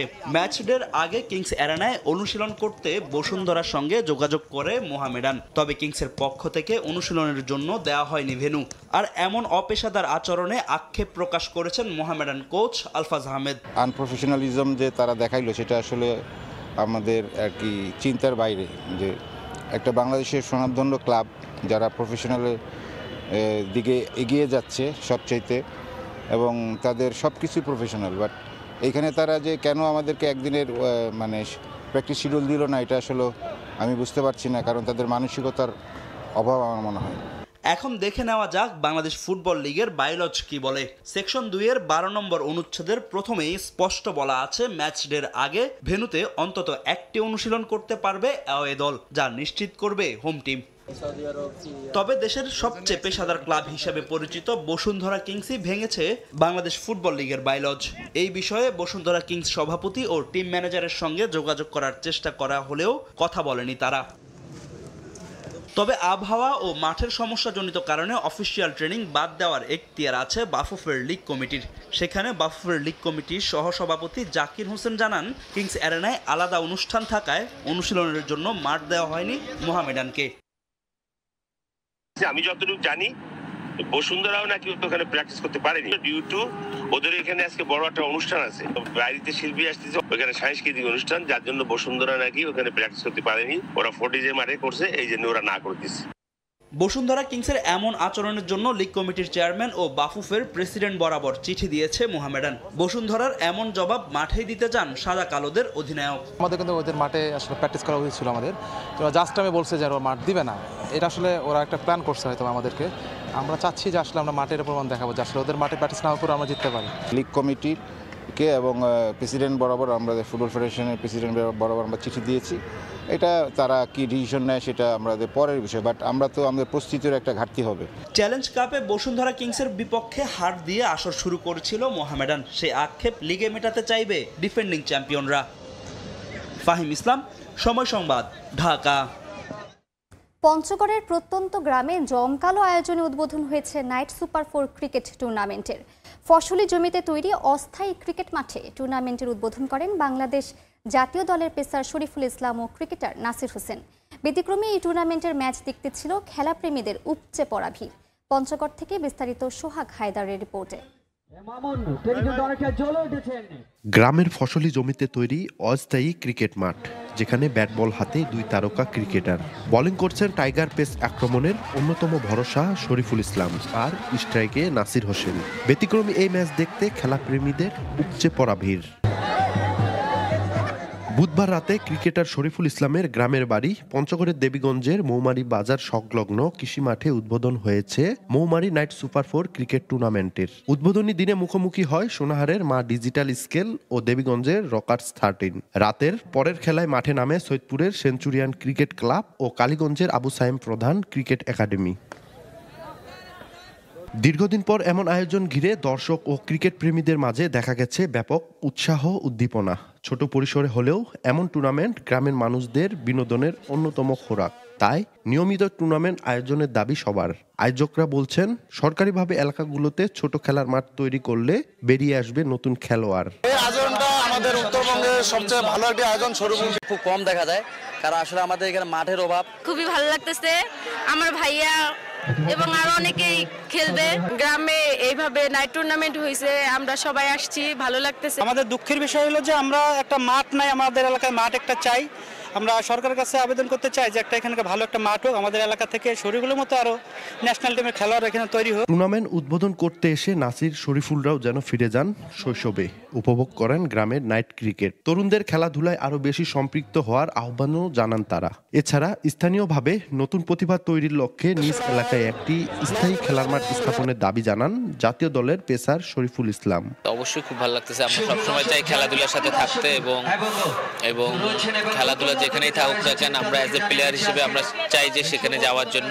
আমরাও কিন্তু আগে ছোটবেলায় টেপ টেনিস খেলতাম, তো আমরা কিন্তু আস্তে আস্তে একটা ধাপ থেকে উঠে এসেছি। তো আমার বিশ্বাস যে এইসব টুর্নামেন্ট থেকেও কিন্তু প্লেয়ার উঠে আসে, তো আশা করবো এখান থেকেও আরো অনেক প্লেয়ার উঠে আসবে। আমাদের জেলা প্রশাসকের কাছে একটা আবেদন থাকবে যে আমাদের ইউনিয়নে যাতে একটা সুন্দর মাঠ দেওয়া হয়। যদি মাঠ দেওয়া হয় সেটাকে আমরা পরিচর্যা করে যাতে ক্রিকেট বলে প্র্যাকটিস করা যায় এমন কোনো সিচুয়েশন তৈরি করার জন্য আমরা সবাই সেটা চেষ্টা করব এবং আমি নিজে চেষ্টা করব। আমিও চাই যে আমার মতো অর্ণবের মতো আরো অনেক প্লেয়ার এখানে বের হোক। ক্রিকেটার শরীফুল ইসলাম ও এএস স্পোর্টস আয়োজিত এই টুর্নামেন্টে অংশ নিচ্ছে মোট 16টি দল। প্রতিটি ম্যাচে খেলবে 9 জন করে খেলোয়াড়। ম্যাচ হবে 12 ওভারের। আগামী 15 ডিসেম্বর অনুষ্ঠিত হবে টুর্নামেন্টের ফাইনাল। সোহাগ হায়দার, সময় সংবাদ, পঞ্চগড়। আর কয়েক ঘন্টার অপেক্ষা মাত্র, এরপরে কলকাতার মাঠে স্পর্শ করবেন আর্জেন্টাইন মহাতারকা লিওনেল মেসি। 3 দিনের ভারত সফরে আসছেন বিশ্ব ফুটবলের এই নক্ষত্র। কলকাতায় মাত্র কয়েক ঘন্টার ঠাসা কর্মসূচি তার, আর সেই কর্মসূচি ঘিরেই সেজে উঠেছে সিটি অফ জয়। ফুটবল পায়ে দৌড়াবেন সল্টলেকে যুবভারতী ক্রীড়াঙ্গনের সবুজ গালিচায়। সেই দৃশ্যের সাক্ষী হতে ম্যাচের টিকিট সংগ্রহ করতে লম্বা লাইন পড়েছে যুবভারতী ক্রীড়াঙ্গনের সামনে। বিক্রি হচ্ছে মেসির জার্সি ও আর্জেন্টিনার পতাকা। বিস্তারিত জানাচ্ছেন সুব্রত আচার্য, ছবি তুলেছেন বিশ্বজিৎ দাস। কলকাতার যুবভারতী ক্রীড়াঙ্গন আবারও ইতিহাসের সাক্ষী হতে চলেছে। শনিবার এই স্টেডিয়ামেই পা রাখবেন বিশ্ব ফুটবলের মহাতারকা লিওনেল মেসি। আর সেই স্মৃতি ধরে রাখতে মেসির জার্সি গায়ে দিয়ে স্টেডিয়ামে ম্যাচ দেখতে ভক্তরা এরই মধ্যে লাইন দিয়ে টিকিট কিনতে শুরু করেছেন। কেউ কিনছেন মেসির জার্সিও। শুধু কলকাতা নয়, মেসিকে এক নজর দেখতে দূর দূরান্ত থেকে কলকাতায় আসতে শুরু করেছেন অনেক ভক্ত। তারা বলছেন, দিয়াগো ম্যারাডোনার পর বিশ্ব ফুটবল তারকা লিওনেল মেসিকে দেখার সুযোগ কোনোভাবেই হাতছাড়া করতে চান না তারা। কলকাতায় বহু বছর পরে মেসি আসছে, ভীষণ ভালো লাগছে জিনিসটা। তো আমরা খুব এক্সাইটেড তার জন্য। তো তার জন্য টিকিট কালেক্ট করতে আসা দুদিন আগে বেসিক্যালি। আমরা ভাগ্যবান যে মেসিকে দেখতে পাচ্ছি। মানে ফুটবলের রাজপুত্র আমরা জানতাম মারাদোনাকে, তারপরে লিওনেল মেসি। সুতরাং মেসিকে দেখবো, এটা ভাবতেই দারুণ আনন্দ। থাকি হায়দ্রাবাদে, তো ওখানে কাজ করি। তো যে শুনলাম যে মেসি কলকাতা আসছে, তো অফিস থেকে ছুটি নিয়ে এখানে এসেছি মেসিকে দেখার জন্য। স্বপ্ন ছিল মেসিকে দেখার, সফল হবে ভাবিনি, কিন্তু আসছে তো আমরাও এসেছি মেসিকে দেখবো। আমরা সবাই এসেছি বন্ধুরা। আয়োজকরা জানিয়েছেন, শনিবার সকালে যুবভারতী ক্রীড়াঙ্গনে আয়োজিত হবে একটি প্রীতি ফুটবল ম্যাচ। সেই ম্যাচে কলকাতার দুই ঐতিহ্যবাহী ফুটবল ক্লাব ইস্টবেঙ্গল মোহনবাগানের কয়েকজন তারকা ফুটবলার মেসির সঙ্গে মাঠে নামতে পারেন। প্রিন্স অফ ক্যালকাটা সৌরভ গাঙ্গুলির সঙ্গে মাঠে উপস্থিত থাকবেন ভারতের সাবেক ফুটবলার তারকা বাইচুং ভুটিয়া। এছাড়া প্রীতি ফুটবল ম্যাচে বলিউডের বেশ কয়েকজন তারকাও অংশ নিতে পারেন। এর আগে স্টেডিয়াম সংলগ্ন এই 5 তারকা হোটেলে লিওনেল মেসি বিশিষ্ট ব্যক্তির সঙ্গে বৈঠক ও ফটো সেশনে অংশ নেবেন। সেখান থেকেই ভার্চুয়াল মাধ্যমে কলকাতার লেক টাউনে অবস্থিত তার 70 ফুট উঁচু মূর্তির উদ্বোধনও করবেন। 1911 সালে মোহনবাগান ইস্ট ইয়র্কশায়ার রেজিমেন্টকে 2-1 গোলে হারিয়ে ঐতিহাসিক IFA শিল্ড জিতেছিলেন। সেই ঘটনার স্মারক হিসেবে 1911 সালের জার্সির আদলে বিশেষভাবে তৈরি একটি জার্সিও তুলে দেওয়া হবে মেসির হাতে। 3 দিনের ভারত সফর কলকাতা দিয়ে শুরু হলেও হায়দ্রাবাদ, মুম্বাই এবং দিল্লি হয়ে 17 ডিসেম্বর ভারত ছেড়ে যাবেন এই আর্জেন্টাইন তারকা। সুব্রত আচার্য, সময় সংবাদ, কলকাতা। লিভারপুলের সঙ্গে তিক্ত সম্পর্কের জেরে এবার ক্লাব ছাড়তে যাচ্ছেন মিশরীয় তারকা মোহাম্মদ সালাহ। টানা 3 ম্যাচ বেঞ্চে বসিয়ে রেখে চ্যাম্পিয়ন্স লিগের ম্যাচে তাকে বাদ দেওয়ার পর গুঞ্জন ওঠে সৌদি ক্লাবে পাড়ি জমাচ্ছেন লিভারপুল তারকা। সালাহকে সৌদিতে নিতে আগ্রহী প্রো লিগ কর্তৃপক্ষ। তাকে স্বাগত জানাতে মুখিয়ে আছে লিগ বলে মন্তব্য করেন প্রধান নির্বাহী ওমর মুগারবেল। 8 বছরেরও বেশি সময়ের একটা সম্পর্ক। এর মধ্যে বহুবার মিলেছে মোটা অঙ্কের প্রস্তাব, মিলেছে জায়ান্ট ক্লাবের কাছ থেকে অফার, কিন্তু লিভারপুলের সঙ্গে সম্পর্কটাই যে সবচেয়ে মূল্যবান তার কাছে। তাই তো লম্বা সময় ধরে থেকে গেছেন ইংলিশ ক্লাবটায়। তিনি আর কেউ নন, মিশরীয় তারকা মোহাম্মদ সালাহ। ইপিএলের বর্তমান চ্যাম্পিয়নদের সাম্প্রতিক ছন্দ একেবারেই পক্ষে নেই। ড্র আর হারে বাজে দশা ক্লাবটার। লিগে খেলা শেষ 2 ম্যাচে ড্র, এর আগে একটা জয়, তার আগে টানা 3 ম্যাচ হার। এমন বেহাল অবস্থায় শিরোপার লড়াই থেকে অনেক পিছিয়ে পড়েছে অলরেডস। ক্লাবের এই বাজে অবস্থার মাসুল দিতে হচ্ছে দলের সবচেয়ে বড় তারকা মোহাম্মদ সালাহকে। বাজে ফর্মের কারণে ইপিএলে টানা 3 ম্যাচে তার জায়গা হয় বেঞ্চে, যেখানে 2 ম্যাচে বদলি নামার সুযোগও হয়নি সালাহর। পরের ম্যাচে বিস্ফোরক মন্তব্য করেন মিশরীয় তারকা। দলের বাজে অবস্থার জন্য নাকি সালাহকে বলির পাঠা বানানো হচ্ছে। লিডস ইউনাইটেডের বিপক্ষে লিভারপুল 3-3 গোলের ড্রয়ের পর রীতিমতো বিদ্রোহ করে বসেন সালাহ। ক্লাবের হয়ে সব সাফল্যে অবদান রাখার পর সালাহকে বেঞ্চে বসিয়ে রাখার ঘটনায় ক্ষোভ প্রকাশ করেন মিশরীয় তারকা। কোচের সঙ্গে দ্বন্দ্ব কিংবা ক্লাবের সঙ্গে সম্পর্কের অবনতি একেবারেই স্পষ্ট। এবার সেই সুযোগ কাজে লাগিয়ে সালাহকে দলে টানতে আবারও উঠে পড়ে লেগেছে সৌদি আরবের ক্লাবগুলো। ইতোমধ্যেই গুঞ্জন, সৌদির বেশ কিছু ক্লাব থেকে মোটা অঙ্কের প্রস্তাব দেওয়া হয়েছে মোহাম্মদ সালাহকে। সেই গুঞ্জনের পর এবার দেশটির আগ্রহের বিষয়ে মুখ খুললেন সৌদি লীগের প্রধান নির্বাহী ওমর মুগারবেল। মোহাম্মদ সালাহকে স্বাগত জানাতে মুখিয়ে আছে সৌদি আরব বলে মন্তব্য করেন তিনি। মোহাম্মদ সালাহ এমন একজন ফুটবলার যাকে সৌদি লিগে স্বাগত জানানো হবে, তবে খেলোয়াড়ের সঙ্গে চুক্তি করার দায়িত্ব আমাদের না, সেই দায়িত্ব সামলাতে হবে ক্লাবগুলোকেই। নিশ্চিতভাবেই সালাহ আগ্রহের কেন্দ্রে থাকা খেলোয়াড়দের একজন, যাকে নিয়ে সবার তুমুল আগ্রহ। তবে কবে নাগাদ লিভারপুল ছাড়বেন মোহাম্মদ সালাহ তা জানা না গেলেও গুঞ্জন শোনা যাচ্ছে আগামী জানুয়ারিতেই সৌদি আরবে পাড়ি জমাবেন এই মিশরীয় তারকা। তাজিন খন্দকার, সময় সংবাদ। এ পর্যায়ে শীর্ষ সংবাদগুলো জানিয়ে দিচ্ছি আরেকবার। 12 ফেব্রুয়ারি সংসদ নির্বাচন, একই দিন গণভোট, স্বাগত দলগুলোর সুষ্ঠু ভোট প্রত্যাশা বিএনপির, সমাধান সূচকের আহ্বান জামায়াতে, ইসি নিরপেক্ষতায় প্রশ্ন এনসিপি। 3 দফায় বিএনপির প্রার্থী ঘোষণায় আসন নিশ্চিত না হওয়ায় ক্ষুব্ধ শরিকরা, প্রতিশ্রুতি ভঙ্গের অভিযোগ, শরিক নেতাদের জয়ী হওয়ার সক্ষমতা নিয়ে সন্দিহান বিএনপি। শ্বাসকষ্ট বেড়ে যায়, ভেন্টিলেশনে বেগম খালেদা জিয়া, ভুল তথ্য না ছড়িয়ে চিকিৎসার বিষয়ে মেডিকেল বোর্ডের প্রতি আস্থা রাখার আহ্বান।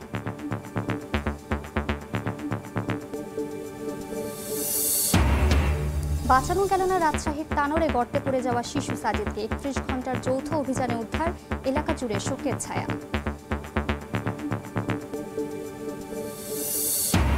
এবং গঙ্গার পানি বন্টন চুক্তির মেয়াদ শেষ হতে বাকি মাত্র 1 মৌসুম। আলোচনায় নবায়ন নাকি নতুন চুক্তি, পরবর্তী সরকারের জন্য বড় চ্যালেঞ্জ দেখছেন বিশ্লেষকরা।